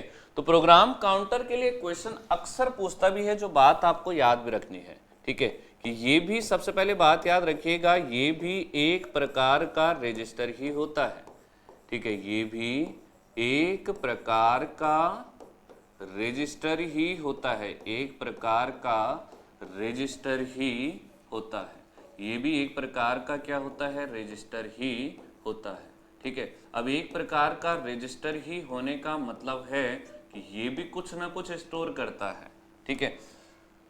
हमें पता है कि ये स्टोर करेगा एड्रेस को। अब किस एड्रेस को करता है, ठीक है, तो आप लिखिएगा प्रोग्राम काउंटर पीसी अगले आने वाले, नेक्स्ट एग्जीक्यूटिव, ठीक है, या अगले संपादित होने वाले, अगले एग्जीक्यूट होने वाले, ठीक है। तो क्या कहा आपको, अगले संपादित होने वाले, ठीक है, संपादित होने वाले,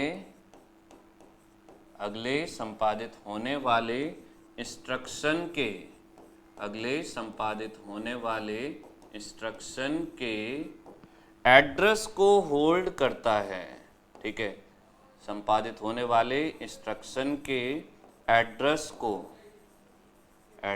को होल्ड करता है, ठीक है।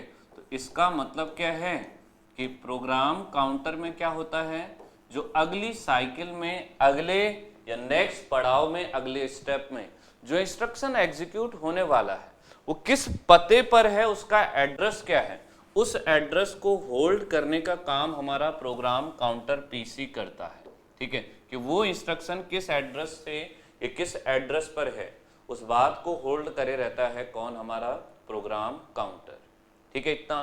तो अभी तक जो बेसिक बातें स्टूडेंट हमारी निकल कर आई, मैं अगर आपसे नॉर्मल कहूँ तो मैंने क्या क्या कहा आपसे। सबसे पहली बात, हमें माइक्रो प्रोसेसर की परिभाषा पूछता है, जिसमें मैंने साफ साफ कहा कि ये एक क्या होती है, अर्धचालक युक्ति होती है, ठीक है। दूसरी बात मैंने कही कि विभिन्न प्रकार के इलेक्ट्रॉनिक परिपथों से बनी होती है। तीसरी बात मैंने कही किस तकनीकी पर आधारित होती है, वीएलएसआई पर। फिर चौथी बात मैंने वीएलएसआई के फुल फॉर्म। फिर एक कंबाइंड डेफिनेशन मैंने माइक्रो प्रोसेसर की आपके सामने पर कही, और क्या कहा इस डेफिनेशन में कि कंप्यूटर या सीपीयू की वह छोटी या सूक्ष्मतम इकाई जो किसी इंस्ट्रक्शन को ढूंढकर उसे एग्जीक्यूट करवाती है और उसके अनुसार वांछित आउटपुट देती है। इतना ठीक है। फिर बात आई ब्लॉक डायग्राम की, तो मैंने क्या कहा आपसे कि ये 6 चीजें हमारे माइक्रो प्रोसेसर के अंदर होती हैं। ठीक है, कौन कौन सी 6 चीजें थी वो 6 चीजें आपके सामने पर लिखी हुई भी हैं। सबसे पहले मैंने कहा था arithmetic and logic unit, ALU.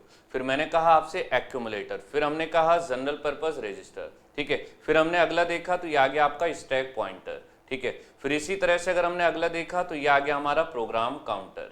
ठीक, फिर इसी तरह से अगर मैं बात करता हूं तो फिर आ गया हमारा टाइमर एंड कंट्रोल सर्किट। और लास्ट हमने देखा था आप लोगों का, यहीं से जब हमने बात भी की थी, तो ये था आपका इंटरप्ट कंट्रोल सर्किट। मैंने थोड़ा सा शॉर्ट में नाम यहाँ पर लिखे भी थे। ठीक है, तो एक माइक्रो प्रोसेसर के अंदर ये सब होते हैं। इनके बारे में देखा। सबसे पहले मैं बात आई, ये सबसे पहले जो नाम हमारा आया वह है हमारा एएलयू का, अरिथमेटिक एंड लॉजिक यूनिट। तो अरिथमेटिक एंड लॉजिक यूनिट के लिए मैंने क्या कहा कि अंक गणितीय व तार्किक ऑपरेशंस को करवाना। ठीक है, ठीक है।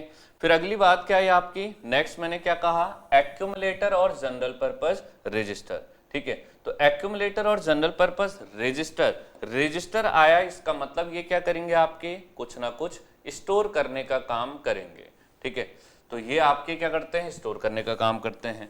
फिर बात आई आप लोगों की टाइमर एंड कंट्रोल सर्किट। तो टाइमर एंड कंट्रोल में हमने साफ साफ कहा कि समय निर्धारण और उसे क्या करना, कंट्रोल करना, उसे नियंत्रित करना, ये काम हमारे टाइमर एंड कंट्रोल का होता है। फिर बात आई स्टूडेंट हमारे इंटरप्ट कंट्रोल सर्किट की। तो इंटरप्ट का मतलब व्यवधान, कोई भी व्यवधान करने वाला सिग्नल है उसे कंट्रोल करना, चाहे वो आंतरिक हो चाहे वो बाह्य हो। ठीक है, अगली बात नेक्स्ट आया आपका स्टैक पॉइंटर। ठीक है, जो आपके स्टैक के उच्चतम एड्रेस को होल्ड करता है। ठीक है, ये बात हमने देखी भी कि स्टैक क्या होल्ड करता है, हमारे टॉप मोस्ट एड्रेस को, किसके, वो स्टैक पॉइंटर क्या करता है, हमारे स्टैक के टॉप मोस्ट एड्रेस को होल्ड करता है। ठीक है, इतना।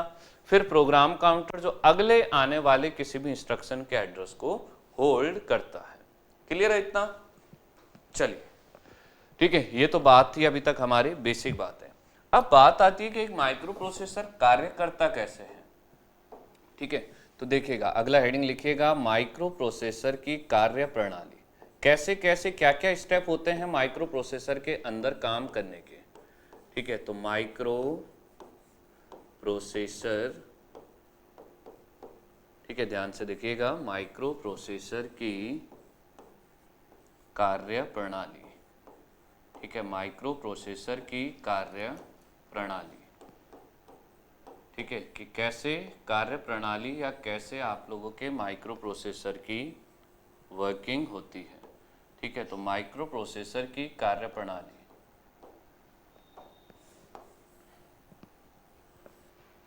ठीक है, वर्किंग की बात चल रही है और किसके लिए चल रही है, माइक्रो प्रोसेसर के लिए। ठीक है, तो ध्यान से देखिएगा, माइक्रो प्रोसेसर की कार्य प्रणाली। ठीक है, माइक्रो प्रोसेसर हमने सबसे पहले क्या कहा कि जो पहला स्टेप होता है, ठीक है, सबसे फर्स्ट जो स्टेप होता है आपका वो होता है आपका फैच। ठीक है, किसी भी इंस्ट्रक्शन को ढूंढना, तो हमने क्या कहा, फैच द इंस्ट्रक्शन। ठीक है, जो सबसे पहला काम ये करता है वो क्या करता है, किसी भी इंस्ट्रक्शन को ढूंढता है। ठीक है, तो फैच द इंस्ट्रक्शन। ठीक है, तो सबसे पहला जो काम निकल कर आया, हमने देखा भी कि सर सबसे पहला काम होता है इंस्ट्रक्शन को फैच करना। ठीक है, इतना। तो हमने कहा कि सबसे पहले इंस्ट्रक्शन को फैच करता है फर्स्ट टास्क। ठीक, फिर बात आती है कि अगर हम लोग दूसरा देखें, इंस्ट्रक्शन को फैच करता है सबसे पहले, फिर क्या करता है स्टूडेंट, उसे उस भाषा में डिकोड करता है, उसे उस भाषा में परिवर्तित करता है जिस भाषा में कंप्यूटर समझ सके। तो इसका मतलब फिर पहले इंस्ट्रक्शन को ढूंढा और फिर उसे उस लैंग्वेज में चेंज करता है जिस लैंग्वेज में कंप्यूटर उसे समझ सके। ठीक है, ये माइक्रो प्रोसेसर उसे समझ सके। ठीक, फिर अगली बात आती है आप लोगों की कि अगर माइक्रो प्रोसेसर या कंप्यूटर समझ गया उस बात को, ठीक है इतना, तो फिर क्या करता है स्टूडेंट आपका थर्ड जो स्टेप आता है उस इंस्ट्रक्शन को एग्जीक्यूट करवाना, ठीक है। तो फिर उस इंस्ट्रक्शन को क्या कराता आपका संपादित कराया जाता है, एग्जीक्यूट कराया जाता है, ठीक है। तो आप कह सकते हैं कि लास्ट स्टेप क्या होता है आपका एग्जीक्यूट द इंस्ट्रक्शन, ठीक है। फिर क्या होता है आपका एग्जीक्यूट द इंस्ट्रक्शन, और यहां भी याद रखिएगा एग्जीक्यूट द इंस्ट्रक्शन कब तक एग्जीक्यूट होगा, टिल द स्टॉप और, ठीक है, टिल द स्टॉप और and command, till the stop, या इसको ऐसे लिख देता हूं, ठीक है, एक मिनट, हाँ, एग्जीक्यूट द इंस्ट्रक्शन, ठीक है। ये क्या करता है आपका इंस्ट्रक्शन को एग्जीक्यूट करता है, एग्जीक्यूट द इंस्ट्रक्शन, ठीक है। इंस्ट्रक्शन को एग्जीक्यूट करता है और कब तक, जब तक, ठीक है, हमने यहां से कहा भी जब तक स्टॉप या, ठीक है, जब तक स्टॉप या एंड की कमांड ना आए, एंड की कमांड ना दी जाए, ऐसे लिख लेते हैं, स्टॉप या एंड की कमांड ना दी जाए, ठीक है। तो जब तक स्टॉप या एंड की कमांड नहीं दी जाती है तब तक क्या करते रहेगा इंस्ट्रक्शन आप लोगों का एग्जीक्यूट होते रहेगा, ठीक है। तो हमने सबसे पहले क्या कहा स्टूडेंट, यहाँ से ध्यान से देखिएगा, आप मेरी बात को समझिएगा, ठीक है। मैंने सबसे पहले क्या कहा आपसे कि सबसे पहले क्या होता है हमारा इंस्ट्रक्शन फैच होता है, ढूंढा जाता है, फिर उसे उस लैंग्वेज में चेंज किया जाता है जिसमें कंप्यूटर समझ सकता है, ठीक है। चेंज कर दिया फिर उसे क्या किया जाता है एग्जीक्यूट करवा दिया जाता है, संपादित करा दिया जाता है, ठीक है इतना।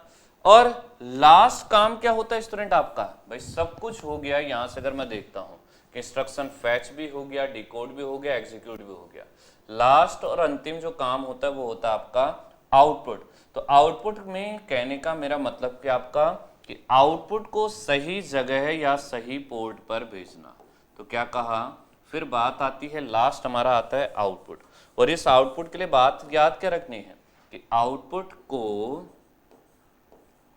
सही जगह है, ठीक है, आउटपुट को सही जगह या पोर्ट पर भेजना, सही जगह या पोर्ट पर भेजना, ठीक है, पोर्ट पर भेजना, ठीक है। तो आउटपुट जो आएगा उसे सही जगह पर या फिर सही पोर्ट पर भेजना, तो ये होता आपका लास्ट काम।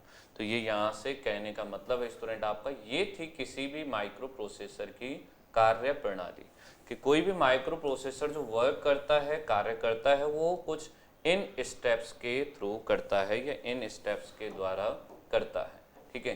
तो इसमें आप देख भी सकते हैं हमने सबसे पहले क्या कहा कि इंस्ट्रक्शन क्या होगा स्टूडेंट आप लोगों का, यहाँ से फैच होगा, ठीक है। हमने सबसे पहले बात क्या कही, इंस्ट्रक्शन फैच होगा, ठीक है, फिर डिकोड होगा, ठीक है, डिकोड होने के बाद वो इंस्ट्रक्शन एग्जीक्यूट होगा, एग्जीक्यूट होने के बाद उसके अनुसार आउटपुट सही पोर्ट पर या सही एड्रेस पर या सही लोकेशन पर प्रदर्शित किया जाएगा, ठीक है इतना।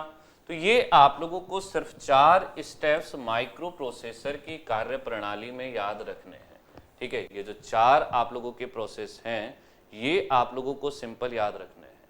तो ये हो गया आपका माइक्रो प्रोसेसर की कार्य प्रणाली, ठीक है। यहाँ पर चाहें तो आप लोग लिख भी सकते हैं, समझ भी सकते हैं इस बात को।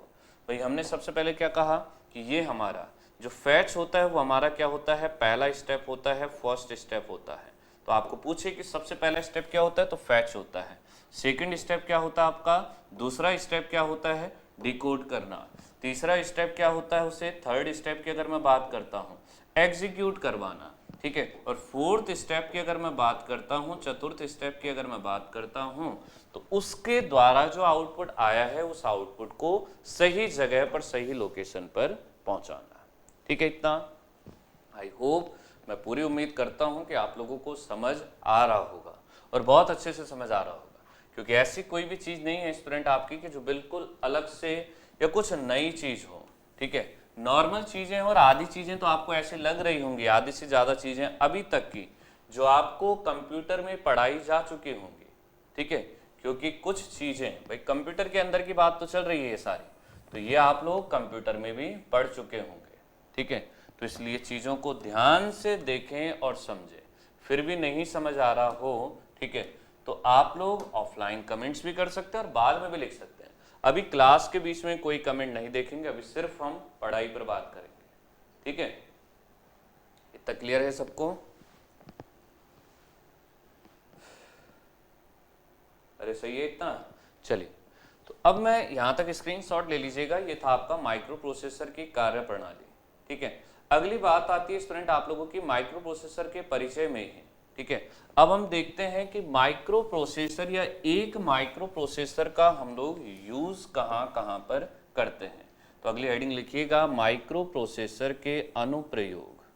ओ, यूज से पहले ऐसे लिख लेते हैं कि माइक्रो प्रोसेसर के, ठीक है, क्या क्या अगर मैं यहां से कहूं विशेषताएं होती हैं, ठीक है। तो यहां से हमने कहा माइक्रो प्रोसेसर की विशेषताएं, ठीक है। हमने क्या हेडिंग लिखी? माइक्रो प्रोसेसर की विशेषताएं,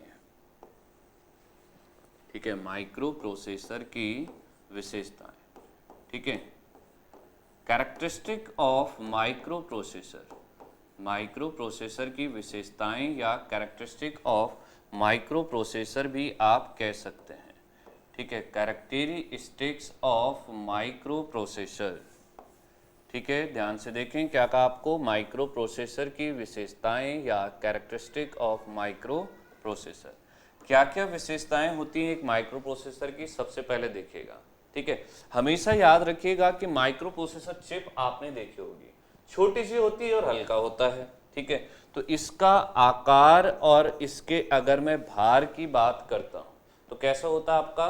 छोटा आकार होता है और कैसा होता है आपका? हल्का होता है, ठीक है। तो पहली विशेषता मैंने क्या कही कि माइक्रो प्रोसेसर का जो साइज होता है, ठीक है, वो कैसा होता है आपका? छोटा होता है। तो छोटा आकार व, ठीक है, लाइट वेट होता है, ठीक है। तो क्या कहा हमने? हल्का होता है, ठीक।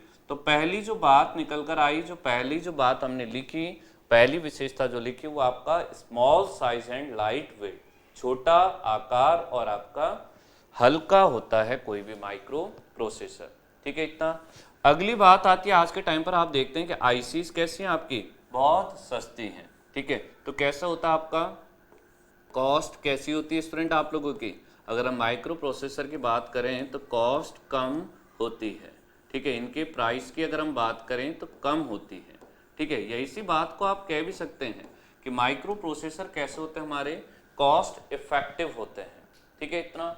दूसरी बात आती है स्टूडेंट आप लोगों की कि किसी भी माइक्रो प्रोसेसर की अगर मैं बात करूं, ठीक है, तो फेलर रेट क्या होता है? फेल होने की पॉसिबिलिटी क्या होती है? कम होती है।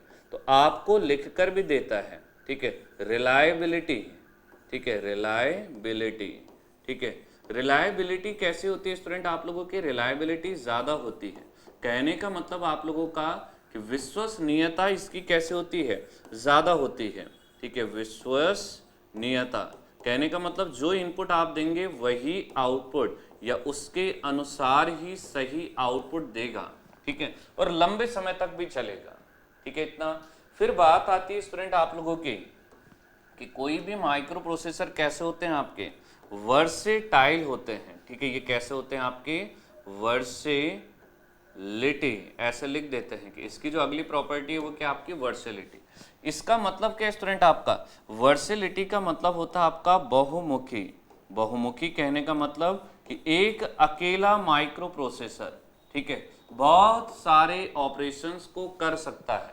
वो जोड़ भी कर सकता है, घटाने भी कर सकता है और एक ही टाइम पर बहुत सारे ऑपरेशंस को कर सकता है। सबसे अच्छी बात है कि कोई भी माइक्रो प्रोसेसर क्या कर सकता है? एक ही टाइम पर बहुत सारे ऑपरेशंस को कर सकता है, ठीक है। इतना। अगली बात आती है कि इन्हें चलाने के लिए कम पावर की आवश्यकता होती है, ठीक है। या आप कह सकते हैं कि ये लेस पावर कंज्यूम करते हैं, ठीक है। तो हमने क्या कहा कि अगली जो विशेषता होती है वो होती है आपकी लेस पावर कंजम्पशन, ठीक है, कि ये कम पावर या कम शक्ति को कंज्यूम करते हैं, ये कम पावर पर भी ऑपरेट हो जाते हैं, ठीक है। इतना। चलिए, तो इसको रिवाइज एक साथ करेंगे। ये तो थे आपके माइक्रो प्रोसेसर की विशेषताएं, ठीक है। अगली बात आती है स्टूडेंट आप लोगों के कि यूज़ कहाँ करते हैं हम किसी माइक्रो प्रोसेसर को। तो अगली हेडिंग लिखिएगा माइक्रो प्रोसेसर के अनुप्रयोग। ठीक है, अगला लिखते हैं हम लोग यहीं से। तो क्या कहा स्टूडेंट आपका, माइक्रो प्रोसेसर के अनुप्रयोग। ठीक है, एप्लीकेशंस या uses of micro processor, micro processor के अनुप्रयोग। ठीक है, कहाँ कहाँ पर माइक्रो प्रोसेसर का यूज होता है। ठीक है, तो ऐसा शायद ही कोई भी कॉम्प्लेक्स इलेक्ट्रॉनिक सर्किट होगा जहाँ पर माइक्रो प्रोसेसर का यूज नहीं होता है। आपके मोबाइल से लेकर टीवी तक, ठीक है, वॉशिंग मशीन, माइक्रोवेव ओवन, जितने भी इलेक्ट्रॉनिक कंपोनेंट या इलेक्ट्रॉनिक डिवाइसेस हैं सभी जगह पर यूज होता है। ठीक है, तो सबसे पहले बात मैं करता हूं जो आपके हाथ पर मोबाइल या कंप्यूटर है। ठीक है, तो मैंने क्या कहा स्टूडेंट आप लोगों का कि पर्सनल कंप्यूटर। ठीक है, कोई भी आपका, ठीक है, आपको कंप्यूटर के प्रकार बताए होंगे, तो पर्सनल कंप्यूटर, ठीक है, यहां से क्या कहा, पर्सनल कंप्यूटर, ठीक है, या फिर मोबाइल। ठीक है, पर्सनल कंप्यूटर या फिर मोबाइल जिसे आप यूज कर रहे हैं। ठीक है, इसमें क्या होता है आपका माइक्रो प्रोसेसर लगा हुआ होता है। ठीक, पहला एप्लीकेशन आपके नॉर्मल यूसेज के बेसिस पर जिसे हम लोग डेली प्रयोग कर रहे हैं। ठीक है, ऐसी ही बात आती है स्टूडेंट आप लोगों की कि जो आप लोगों का लेजर प्रिंटर होता है, ये भी बात कंप्यूटर में पढ़ाई गई होगी। ठीक है, तो लेजर प्रिंटर, लेजर प्रिंटर क्या होता है, जो प्रिंट करता है कब, लेजर रेज का प्रयोग करके। ठीक है, तो लेजर प्रिंटर में ये आपका किस चीज के लिए, तेज प्रिंट आउट करने के लिए। ठीक है, आप कह सकते हैं कि फास्ट प्रिंट आउट के लिए, और इसी बात को आप कह सकते हैं कैसे, या फिर फोटोकॉपी करने के लिए। ठीक है, तो लेजर प्रिंटर में भी इसका प्रयोग हम लोग करते हैं। ठीक है, इतना। ऐसे ही बात करते हैं हमारे जितने भी मेडिकल इक्विपमेंट्स होते हैं। ठीक है, मेडिकल में प्रयोग होने वाली जितनी भी डिवाइसेस होती हैं, तो क्या कहा स्टूडेंट आप लोगों का, मेडिकल डिवाइसेस या मेडिकल इक्विपमेंट, जैसे चाहे वो आप लोग देखते होंगे कि आज के टाइम पर ब्लड प्रेशर भी अगर चेक करते हैं तो डिजिटल मीटर है। ठीक है, कोई भी चीज आपकी, चाहे वो एक्सरे, एमआरआई, ईसीजी, ईईजी, जितने भी मेडिकल डिवाइसेस होते हैं सभी जगह पर क्या होता है आपका माइक्रो प्रोसेसर लगा होता है। ठीक है, इतना।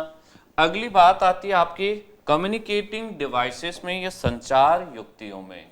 ठीक है, तो क्या कहा आपका, संचार, कम्युनिकेटिंग डिवाइसेस में, तो हमने यहां से कहा संचार युक्तियों में।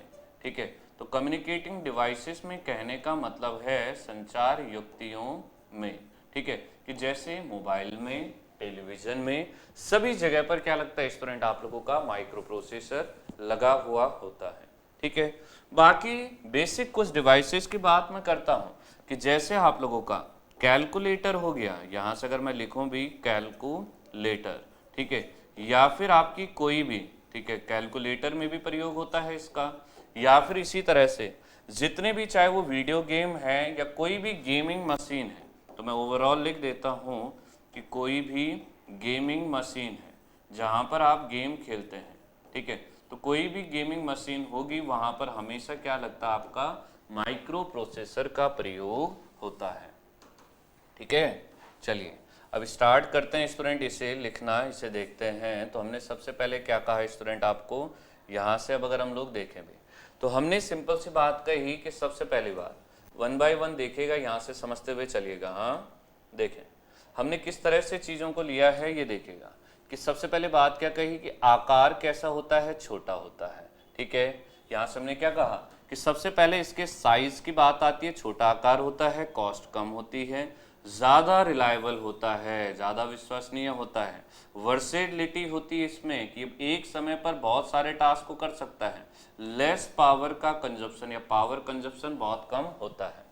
इसका प्रयोग कहाँ कहाँ पर होता है, जैसे पर्सनल कंप्यूटर या टैब्स में, मोबाइल में होता है, लेज़र प्रिंटर में भी इसका प्रयोग होता है, मेडिकल में जितने भी डिवाइसेस या इक्विपमेंट होते हैं, संचार युक्तियों में, कम्युनिकेटिंग डिवाइसेस में, कैलकुलेटर में भी इसका यूज होता है, गेमिंग मशीन में भी या गेमिंग डिवाइसेस में भी इसका प्रयोग होता है। ठीक है, तो ये था स्टूडेंट आप लोगों का मैं माइक्रो प्रोसेसर के परिचय से अगर मैं बात करता हूँ, इंट्रोडक्शन से अगर मैं बात करता हूँ, तो क्या क्या क्वेश्चन बन सकते हैं अब आप लोग ध्यान से देखें। सबसे पहले इसकी परिभाषा पर बेस्ड क्वेश्चन आ सकता है, ठीक है। फिर दूसरा जो क्वेश्चन आता है स्टूडेंट, ऑलरेडी आए हुए भी है, सबसे बड़ी बात इसके ब्लॉक डायग्राम कहने का मतलब क्वेश्चन डायरेक्टली पूछता है कि इसके अंदर क्या क्या होता है, ठीक है। ब्लॉक डायग्राम से रिलेटेड जब भी क्वेश्चन देता है तो वो आपसे पूछेगा कि एक माइक्रो प्रोसेसर में से निम्न में से क्या क्या होता है, ठीक है। तो एक माइक्रो प्रोसेसर में अगर आप देखेंगे तो ये पार्ट्स आपके होते हैं, ठीक है। फिर अगली बात आई स्टूडेंट आप लोगों की, ये जो अंदर के पार्ट थे इनके बारे में भी कई बार बेसिक चीजें पूछ लेता है, ठीक है। तो यहाँ हमने स्टैक पॉइंटर को भी देखा था, स्टैक पॉइंटर की बात भी की थी कि स्टैक पॉइंटर क्या होता है, ठीक है। फिर अगली बात आई प्रोग्राम काउंटर देखा था। फिर माइक्रो प्रोसेसर की कार्य प्रणाली देखी तो साफ साफ कहा कि 4 स्टेप्स में होती है, fetch, decode, execute and output, ठीक है। फिर अगली बात आई कि माइक्रो प्रोसेसर की विशेषताएं क्या क्या होती हैं। छोटा आकार होता है, कॉस्ट इफेक्टिव होता है, रिलायबिलिटी ज़्यादा होती है, वर्सिलिटी होती है, ठीक है। फिर अगली बात क्या कही, पावर कंजप्शन कम होता है। नेक्स्ट बात हमने देखा तो पर्सनल कंप्यूटर में इसका प्रयोग होता है, लेजर प्रिंटर में होता है, जितनी भी मेडिकल डिवाइसेस हैं उनमें प्रयोग होता है, संचार युक्तियों में होता है, कैलकुलेटर में होता है, गेमिंग मशीन में होता है, ठीक है। मेरे साथ साथ जब भी मैं चीज़ों को रिवाइज कराता हूँ जोर जोर से बोलते रहें ताकि चीज़ें सिर्फ कॉपी में सीमित ना रह जाएं, वो हमारे दिमाग में भी ज़रूर आए। तो ये था स्टूडेंट आप लोगों का सबसे पहला चैप्टर, ठीक है, माइक्रो प्रोसेसर का परिचय, ठीक है। ऐसे ही ऐसा नहीं है कि और जगहों पर माइक्रो प्रोसेसर यूज नहीं होता है। हमारी ट्रैफिक लाइट से लेकर आप लोगों का जितने भी मिलिट्री या फिर एरोस्पेस होता है, हर जगह पर इसका प्रयोग होता है, ठीक है। अब एक छोटी सी बात और आती है स्टूडेंट, ठीक है। अब एक छोटी सी बात को मैं लेकर चल रहा हूं, वो है आपका माइक्रो कंप्यूटर, ठीक है, माइक्रो कंप्यूटर, ठीक है। तो माइक्रो कंप्यूटर क्या होता है देखिएगा, ठीक है। यहां से मैंने क्या कहा, माइक्रो कंप्यूटर,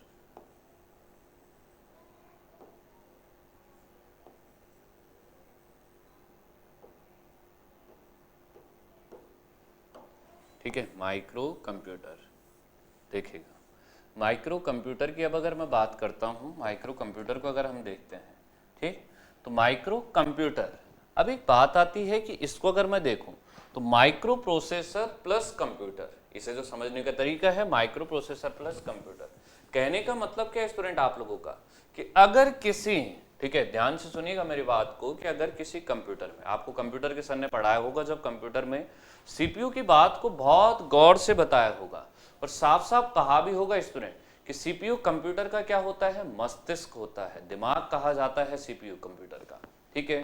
तो सीपीयू जब दिमाग होता है, मस्तिष्क होता है, तो बार बार आपको समझाया भी गया होगा कि सीपीयू क्या होता है, हमारे कंप्यूटर का मेन पार्ट होता है जो आपके सारे ऑपरेशंस को, ठीक है, प्रोसेसिंग यूनिट मतलब इनपुट से आने वाले डेटा को प्रोसेस करवा के फिर आउटपुट उसके हिसाब से प्रोड्यूस करवाना, ठीक है। तो अब क्या कहा, ध्यान से सुनना, कि यदि किसी कंप्यूटर में सीपीयू के सभी कार्यों को एक माइक्रो प्रोसेसर कर रहा है, क्या कहा आपका, कि अगर किसी कंप्यूटर में सीपीयू के जितने भी काम हैं, सीपीयू के सभी कामों को कोई माइक्रो प्रोसेसर कर रहा है, तो इस प्रकार के सिस्टम को क्या कहते हैं, माइक्रो कंप्यूटर कहते हैं, ठीक है। चलिए लिखते हैं इस बात को और समझते हुए लिखिएगा ध्यान से, ठीक है। क्या कहा आपका, यदि, मैंने सिंपल सी बात कही कि यदि, ठीक है, किसी कंप्यूटर में, यदि किसी कंप्यूटर में, ठीक है, तो क्या कहा कि यदि किसी कंप्यूटर में, ठीक है, कि किसी कंप्यूटर की बात हो रही है कि यदि किसी कंप्यूटर में सीपीयू के, सेंट्रल प्रोसेसिंग यूनिट के सभी ऑपरेशंस, ये सभी कार्य भी लिख सकते हैं आप लोग, सभी ऑपरेशंस को, ठीक है, सभी कार्यों को या सभी ऑपरेशंस को माइक्रो प्रोसेसर, सभी कार्यों को, सभी ऑपरेशंस को माइक्रो प्रोसेसर, सभी कार्यों को या सभी ऑपरेशंस को माइक्रो प्रोसेसर परफॉर्म कर रहा है, ठीक है, परफॉर्म कर रहा है। ठीक है, सभी ऑपरेशंस को माइक्रो या कंप्यूटर में सीपीयू के सभी ऑपरेशंस को माइक्रो प्रोसेसर परफॉर्म कर रहा है। ठीक है, ऐसा कोई कंप्यूटर जहां पर सीपीयू के सारे काम कौन कर रहा है, माइक्रो प्रोसेसर कर रहा है। ठीक है, तो इस प्रकार के सिस्टम को, ठीक है, तो इस प्रकार के संगणक या कंप्यूटर को, ठीक है, तो इस प्रकार के कंप्यूटर को, ठीक है, इस प्रकार के कंप्यूटर को क्या कहते हैं, तो इस प्रकार के कंप्यूटर को माइक्रो कंप्यूटर कहते हैं। ठीक है, इस प्रकार के कंप्यूटर को क्या कहते हैं, ध्यान से देखिएगा, माइक्रो कंप्यूटर। ठीक है, तो अब कंप्यूटर आपका क्या कहलाएगा, इस प्रकार के कंप्यूटर को माइक्रो कंप्यूटर कहते हैं। ठीक है, this type of computer is known as micro computer. English वाले स्टूडेंट चाहें तो लिख भी सकते हैं, if all the task of computer, if all the task of CPU in any computer is performed by microprocessor, then this type of computer is known as micro computer. इस प्रकार के कंप्यूटर को क्या कहा जाता है, माइक्रो कंप्यूटर कहा जाता है। हमें पता है कोई भी कंप्यूटर, आपने कंप्यूटर की क्लास में पढ़ा भी होगा, कोई भी कंप्यूटर जब बनता है तो 3 भाग उसमें होते हैं, एक होता है इनपुट, एक होता है प्रोसेसिंग और फिर होता है उसके हिसाब से आउटपुट। ठीक है भाई, क्या होता है आपका इनपुट होता है, ठीक है, फिर हमने क्या कहा प्रोसेसिंग होती है उसकी, और फिर उसके हिसाब से क्या निकलता है, आउटपुट निकलता है। तो इसका मतलब कि स्टूडेंट आपका सबसे पहले जो डिवाइस होती है, यहाँ से अगर मैं लिखूं भी तो सबसे पहले क्या होता है आपका इनपुट होती है। ठीक है, जैसे कीबोर्ड हो गया, उदाहरण के लिए अगर मैं लेकर भी चलूँ कि इनपुट डिवाइसेस कौन सी होती है, जैसे कीबोर्ड हो गया, माउस हो गया, जॉयस्टिक हो गया, ये सब किस में आते हैं, हमारे इनपुट में आते हैं। तो सबसे पहले क्या लगी होती है, हमारी इनपुट डिवाइस लगी होती है। ठीक है, सबसे पहले क्या कहा, इनपुट डिवाइस। ठीक है, और सबसे आखिर में कौन लगी होती है, सबसे आखिर में होती है हमारी आउटपुट डिवाइस। ठीक है, तो ये हो गया इनपुट डिवाइस और ये हो गया आपका आउटपुट, जैसे मॉनिटर हो गया, स्पीकर हो गया। ठीक है, ये सब क्या है, आउटपुट। ये पेन क्या है, इनपुट है। ठीक है, ये मेरा जो इलेक्ट्रिक पेन है ये हमारा इनपुट डिवाइस है। ये जो डिजिटल बोर्ड है ये क्या हमारी एक आउटपुट डिवाइस है। ठीक है, तो आउटपुट डिवाइस। ठीक है, इनपुट डिवाइस होती है जहां से हम इनपुट देते हैं, आउटपुट होती है जहां से हम निर्गत लेते हैं, जो आउटपुट आ रहा है उसे प्राप्त करते हैं। ठीक है, अब हमने क्या कहा कि आपका बीच में प्रोसेसिंग होती है वो सीपीयू करता है, और इस समय सीपीयू का जो काम कर रहा है वो कौन कर रहा है, माइक्रो प्रोसेसर कर रहा है। यहाँ क्या लगा हुआ आपका, माइक्रो प्रोसेसर लगा हुआ है। ठीक है, तो अगर सीपीयू के सभी कामों को माइक्रो प्रोसेसर कर रहा है तो इसी प्रकार के डिवाइस को हमने क्या कहा था, माइक्रो कंप्यूटर कहा था। और हमें पता है, हम बहुत अच्छे से जानते भी हैं इस बात को कि किसी भी, अगर मैं लेकर भी चलूँ यहाँ से, अगर मैं कहूँ भी कि माइक्रो प्रोसेसर की अगर मैं बात भी कर रहा हूँ, ठीक है, तो भाई सीपीयू के अंदर क्या क्या होता है हमारा, सीपीयू के अंदर सीपीयू 3 बातों से या 3 पार्ट से मिलकर बना होता है, 3 भागों से मिलकर बना होता है। कौन कौन सा, एएलयू, एमयू और सीयू। अगर आपको याद हो तो 3 चीजों से मिलकर बना होता है। तो यहाँ मैंने सबसे पहले क्या कहा कि ये अगर मैं लिखता भी हूँ तो मैंने सिंपल सी बात कही, ये आ गया आपका ALU, arithmetic and logic unit. दूसरी बात आती है आपकी कंट्रोल यूनिट। ठीक है, और तीसरा क्योंकि माइक्रो प्रोसेसर यूज हुआ है तो मैंने कहा कि ये यहाँ पर क्या है आपका रजिस्टर है। ठीक है, ये क्या आपका रजिस्टर। बाकी जो मेमोरी यूनिट है उसे मैं बाहर सेपरेटली यहाँ पर लेकर चल रहा हूँ, क्योंकि वो हम लोग कंप्यूटर में भी लेकर चल सकते हैं भाई, हार्ड डिस्क की फॉर्म में या पेन ड्राइव या फिर कोई भी स्टोरेज डिवाइस को हम एक्सटर्नली यूज करते हुए चल सकते हैं। ठीक है, तो यहाँ कहने का मतलब क्या स्टूडेंट आपका कि ये मैंने लिख दिया इसी प्रकार से, यहाँ मैंने कह दिया कि ये हमारी क्या है, एमयू। ठीक है, ये फुल फॉर्म्स कंप्यूटर में आप लोगों को पढ़ाई गई होंगी। एमयू कहने का मतलब क्या होता है आपका, मेमोरी यूनिट से होता है। चाहे तो आप लोग पूरा भी लिख सकते हैं कि ये मैंने आपसे क्या कहा, यहाँ आप लोग अगर देखते हैं, ठीक, तो ये मैंने सिंपल लिखा मेमोरी। ठीक है, ये क्या आप लोगों की मेमोरी। ठीक है, यूनिट लिखिए या नॉर्मल मेमोरी लिखिए। ठीक है, तो ये हमारी इस तरह से आ गई मेमोरी। ठीक, तो अब ध्यान से देखिएगा स्टूडेंट, अब एक एक बात को हम लोग गौर से देखते हुए चलते हैं। ठीक है, हमने सबसे पहले क्या कहा कि सबसे पहले क्या लगी होती है हमारी, यहाँ हमने देखा कि यहाँ से हमें पता चला कि फर्स्ट नंबर पर अगर मैं बात करता हूँ तो सबसे पहले हमारी इनपुट डिवाइस लगती है, ये हम लोग जानते हैं। जहाँ से हम इनपुट देंगे सबसे पहले इनपुट डिवाइस होती है। फिर बात आती है आपकी कि हमने क्या कहा था, बीच में प्रोसेसिंग डिवाइस होती है। ठीक है, तो यहाँ प्रोसेसिंग का काम के लिए कौन रखा गया है, माइक्रो प्रोसेसर रखा गया, जिसमें और क्या क्या आप लोगों का ये CU, ALU और रजिस्टर्स हैं। ठीक है, फिर अगली बात आई स्टूडेंट आप लोगों की कि थर्ड अगर हम लोग देखते हैं तो ये प्रोसेस करके क्या देता है, हमें आउटपुट प्रदान करता है, या इसके बेसिस पर ही हमें क्या देता है, आउटपुट को देता है। ठीक है, ये देखिएगा तो ये आउटपुट आ गया आपका।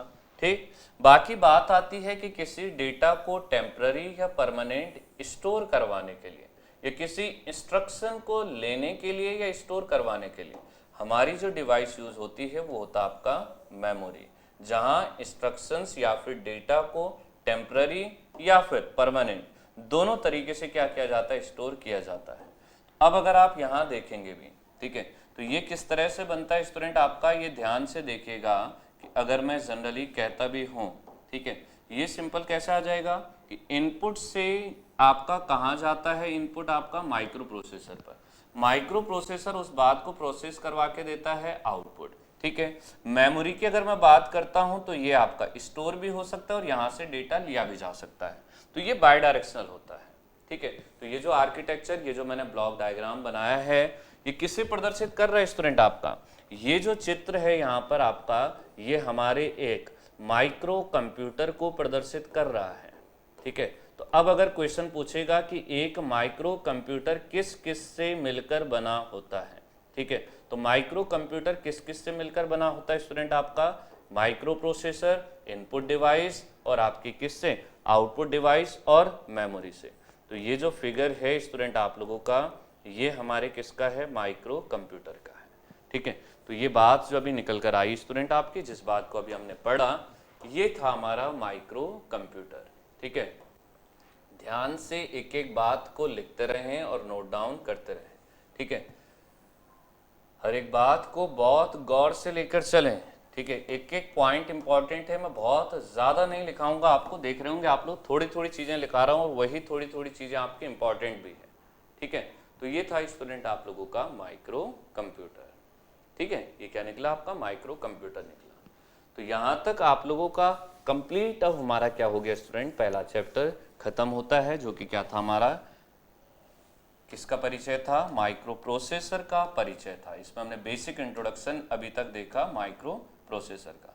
अब आगे बढ़ते हैं स्टूडेंट, जो दूसरा अध्याय, दूसरा जो चैप्टर हमने आपसे कहा भी था, वो था स्टूडेंट आप लोगों का क्या, माइक्रो प्रोसेसर का इतिहास।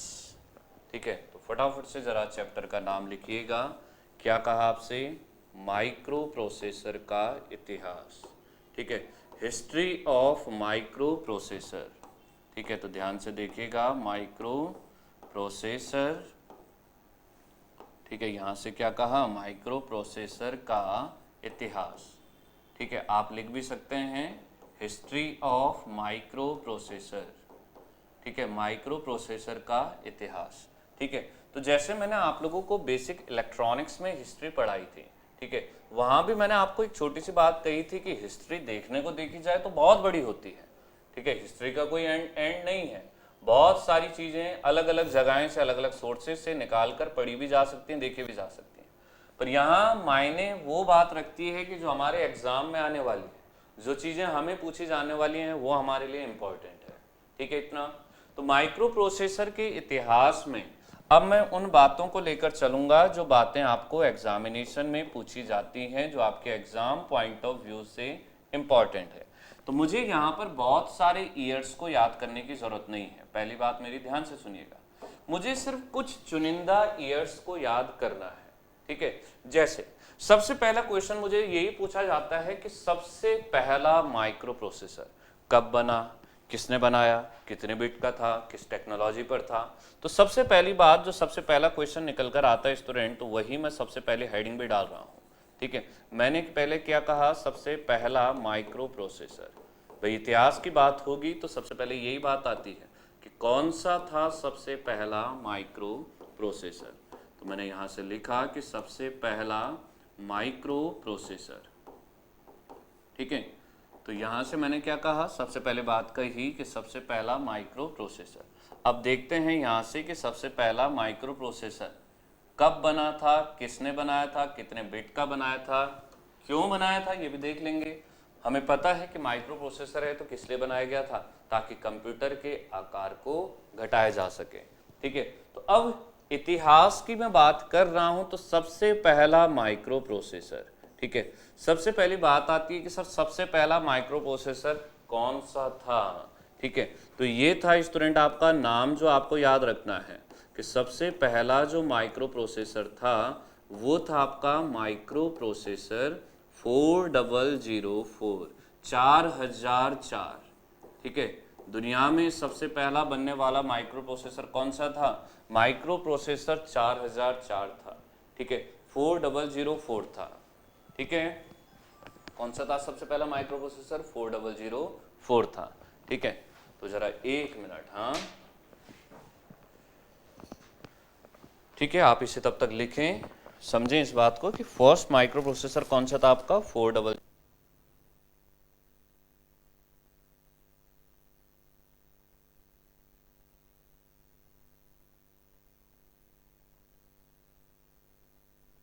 स्टूडेंट्स वीडियो को ज़्यादा से ज़्यादा लाइक तो खैर एक ही बार होना है, पर शेयर ज़्यादा से ज़्यादा करें। और जिन स्टूडेंट्स ने चैनल को सब्सक्राइब नहीं किया है आप लोग चैनल को सब्सक्राइब ज़रूर करें भाई, ठीक है।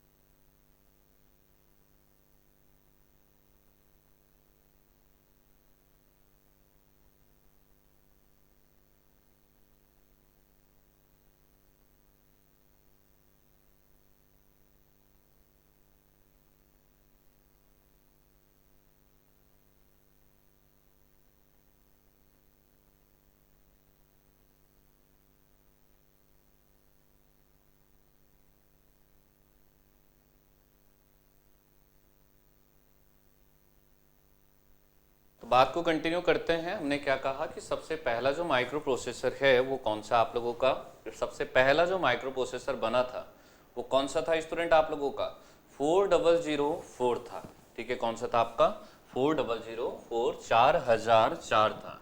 अब बात आती है कि सर ये बना कब था, ठीक है, इसका आविष्कार किस सन में हुआ था। तो ये बना था स्टूडेंट आप लोगों का 1971 में, ठीक है। किस ईयर में इसका इन्वेंशन हुआ था, किस ईयर में इसका आविष्कार हुआ था, तो ये हुआ था स्टूडेंट आप लोगों का 1971 में।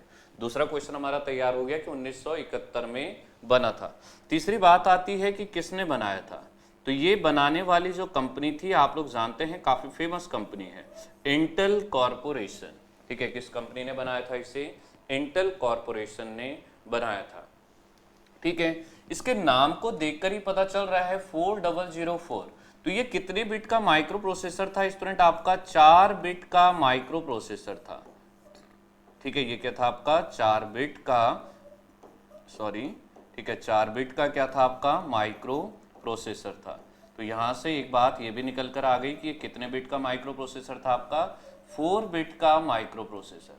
4 बिट का माइक्रो प्रोसेसर कहने का मतलब होता है आपका या 8 बिट का या 16 बिट का, ये कहने का मतलब है कि एक समय पर ये सिर्फ 4 बिट या मैक्सिमम 4 बिट को ही प्रोसेस करवा सकता है।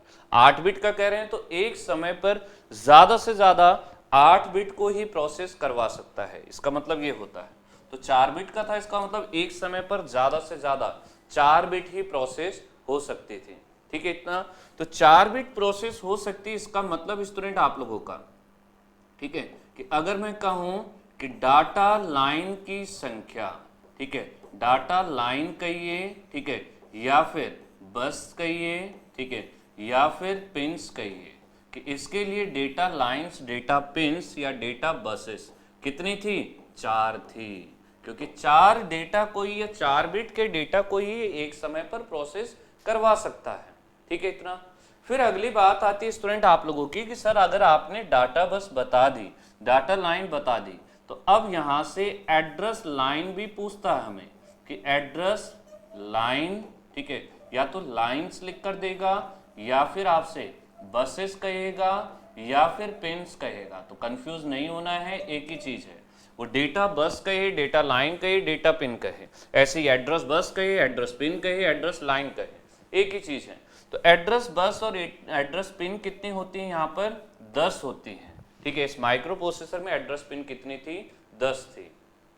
ठीक है, फिर अगली बात आई निकलकर, यहीं से जब हम आगे बढ़ते हैं तो अगली बात निकलकर आती है कि ये किस टेक्नोलॉजी पर आधारित माइक्रो प्रोसेसर था। ठीक है, यहां से अगर मैं बात करता हूं कि किस टेक्नोलॉजी पर बेस्ड माइक्रो प्रोसेसर था, तो ये जो माइक्रो प्रोसेसर था स्टूडेंट आप लोगों का, ये था आपका PMOS तकनीकी पर आधारित या PMOS टेक्नोलॉजी पर आधारित। ठीक है, तो PMOS तकनीकी पर आधारित था। ठीक है, ये किस पर बेस्ड था? आपका PMOS टेक्नोलॉजी पर बेस्ड था। ठीक है, कि ये जो माइक्रो प्रोसेसर था ये किस तकनीकी पर आधारित था, किस टेक्नोलॉजी पर था? आपका PMOS टेक्नोलॉजी पर बेस्ड था या PMOS टेक्नोलॉजी पर आधारित था।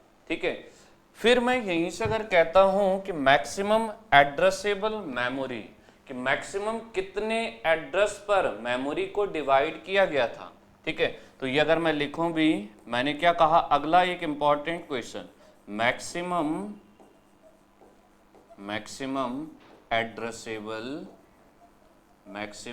Addressable memory. ठीक है, कि वो मेमोरी जहां पर मैक्सिमम एड्रेसेस लिखे जा सकते हैं। ठीक है, या आप कह सकते हैं कि मेमोरीज को मैक्सिमम कितने एड्रेस में हम तोड़ सकते हैं। ठीक है, तो मैक्सिमम एड्रेसेबल मेमोरी जो होती है, ठीक है, इस 4004 माइक्रो प्रोसेसर के लिए ये होती है स्टूडेंट आप लोगों की 640 बाइट्स। ठीक है, ये कितनी होती है? 640 बाइट्स। और एक बाइट बराबर कितने बिट होती हैं वो मैं आपको अगले चैप्टर में जब हम इसकी गणना और मात्रक पढ़ेंगे तो वहां पर देखेंगे। तो इसका मतलब अब ध्यान से देखिएगा, मुझे क्या क्या बातें याद रखनी है। ठीक है, मुझे सबसे पहली बात याद रखनी है कि सबसे पहला माइक्रो प्रोसेसर ढूंढा गया था वो था आपका 4004। ठीक है, 4004 था।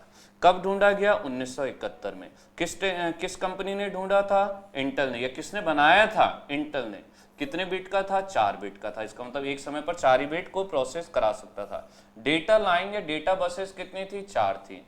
एड्रेस लाइन से एड्रेस बसेस कितनी थी? सर 10 थी। ठीक है, ये बातों को साथ के साथ याद करें। किस टेक्नोलॉजी पर आधारित था? PMOS टेक्नोलॉजी पर था। मैक्सिमम एड्रेसेबल मेमोरी जो थी वो कितनी थी इसके लिए? 640 बाइट थी। ठीक है, कि मैक्सिमम एड्रेसेबल मेमोरी 640 बाइट थी। तो यहां तक इसे फटाफट से लिख लें।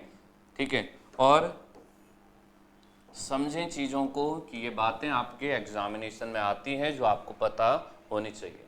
तो माइक्रो प्रोसेसर के इतिहास में अभी तक जो बात मैंने आपसे डिस्कस की, अभी तक जो बातें मैंने बताई, मैंने सिंपल क्या कहा कि सबसे पहला ढूंढा गया माइक्रो प्रोसेसर। तो आपने सीधे कहा कि सर सबसे पहले 4004 आया था। ठीक है, कौन सा माइक्रो प्रोसेसर आया था आपका? सबसे पहले माइक्रो प्रोसेसर की बात हुई, ठीक है, तो कौन सा था आपका? 4004 था। ठीक है, किस सन में ढूंढा गया? 1971 में। कितने बिट का था? 4 बिट का था। किसने ढूंढा? इंटेल ने ढूंढा। किस टेक्नोलॉजी पर था? बोलते रहे साथ साथ, PMOS टेक्नोलॉजी पर था। कितना मैक्सिमम एड्रेस को हम डिवाइड या मेमोरी को कितने छोटे छोटे एड्रेस में डिवाइड कर सकते थे? 640 बाइट में। ठीक है, इतना। फिर बात क्या है? डेटा लाइन कितनी थी? सर 4 थी। जितना बिट का माइक्रो प्रोसेसर होगा, हमेशा एक बात को मेरी याद रखिएगा। ठीक है, एक और इंपॉर्टेंट बात को बता रहा हूं कि जितने बिट का माइक्रो प्रोसेसर होगा हमेशा डेटा लाइन उतनी ही होंगी। चाहे आप किसी भी माइक्रो प्रोसेसर या माइक्रो कंट्रोलर में देखना, क्या कहा? जितने बिट का माइक्रो प्रोसेसर उतनी हमेशा डेटा या फिर एड्रेस लाइन होंगी। ठीक है, तो ये 4 बिट थी तो 4 आ गई। फिर एड्रेस लाइन के बाहर ये आई, तो एड्रेस लाइन कितनी है आपके यहाँ पर 10 एड्रेस लाइन्स या 10 एड्रेस लाइन्स होती हैं। ठीक है, तो ये कहानी थी स्टूडेंट आप लोगों की सबसे पहले फर्स्ट माइक्रो प्रोसेसर की, जो कि कौन सा था आपका 4004 था, 4004 माइक्रो प्रोसेसर मैं जिसे कहता हूं। ठीक है, चलिए, तो सबसे पहला माइक्रो प्रोसेसर का क्वेश्चन तैयार हो गया सबका। इसका स्क्रीनशॉट चाहें तो स्क्रीनशॉट ले लीजिए, बाकी जो स्टूडेंट नोट कर रहे हैं तो आप लोग ध्यान से लिखते जरूर रहे।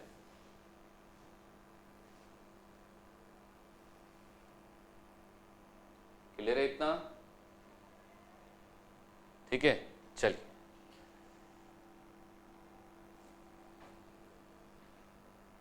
सही है।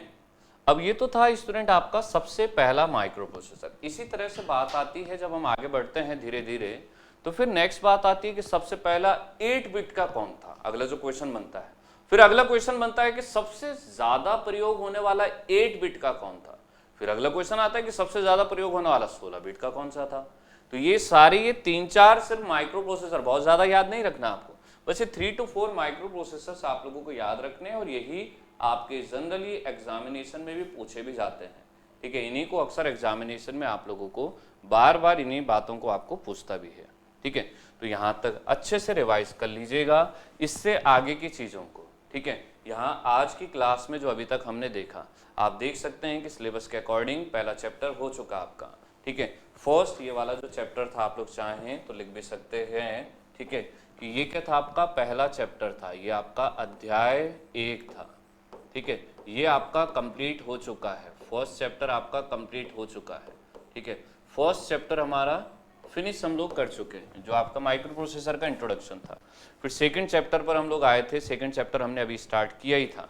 तो ये क्या स्टूडेंट आप लोगों का यहीं से अगर मैं देखता भी हूँ, ठीक, तो ये हमारा सेकंड चैप्टर है माइक्रो प्रोसेसर का परिचय, वो माइक्रो प्रोसेसर का इतिहास। तो ये था आपका अध्याय 2, जो अभी हम स्टार्ट किए हैं और बाकी कंटिन्यू करेंगे अगली क्लासेस में। ठीक है, तो आज की क्लास को यहीं तक रखते हैं। ज़्यादा से ज़्यादा वीडियो को शेयर ज़रूर करें। जिन स्टूडेंट्स ने लाइक नहीं किया आप लोग लाइक भी ज़रूर करें। ठीक है, कमेंट्स में डाउट आपके कम और इधर उधर की बातें ज़्यादा हैं, तो डाउट कोई भी नहीं आ रहा होगा, फिर भी कोई डाउट रहे तो आप लोग हेल्पलाइन नंबर पर पूछ सकते हैं। ठीक है, क्योंकि कुछ स्टूडेंट के डाउट के लिए सारी क्लास को डिस्टर्ब करना ज़्यादा कुछ बेनिफिशियल नहीं है। ठीक है, बाकी अच्छे से चीज़ों को तैयार करते रहें, बेसिक इसी तरह की छोटी छोटी चीज़ें आपको पूछता है। ठीक है, चलिए, तो आज के लिए थैंक यू स्टूडेंट। जिन स्टूडेंट्स ने चैनल को सब्सक्राइब नहीं किया आप लोग चैनल को सब्सक्राइब ज़रूर करें। ठीक है, आज के लिए थैंक यू।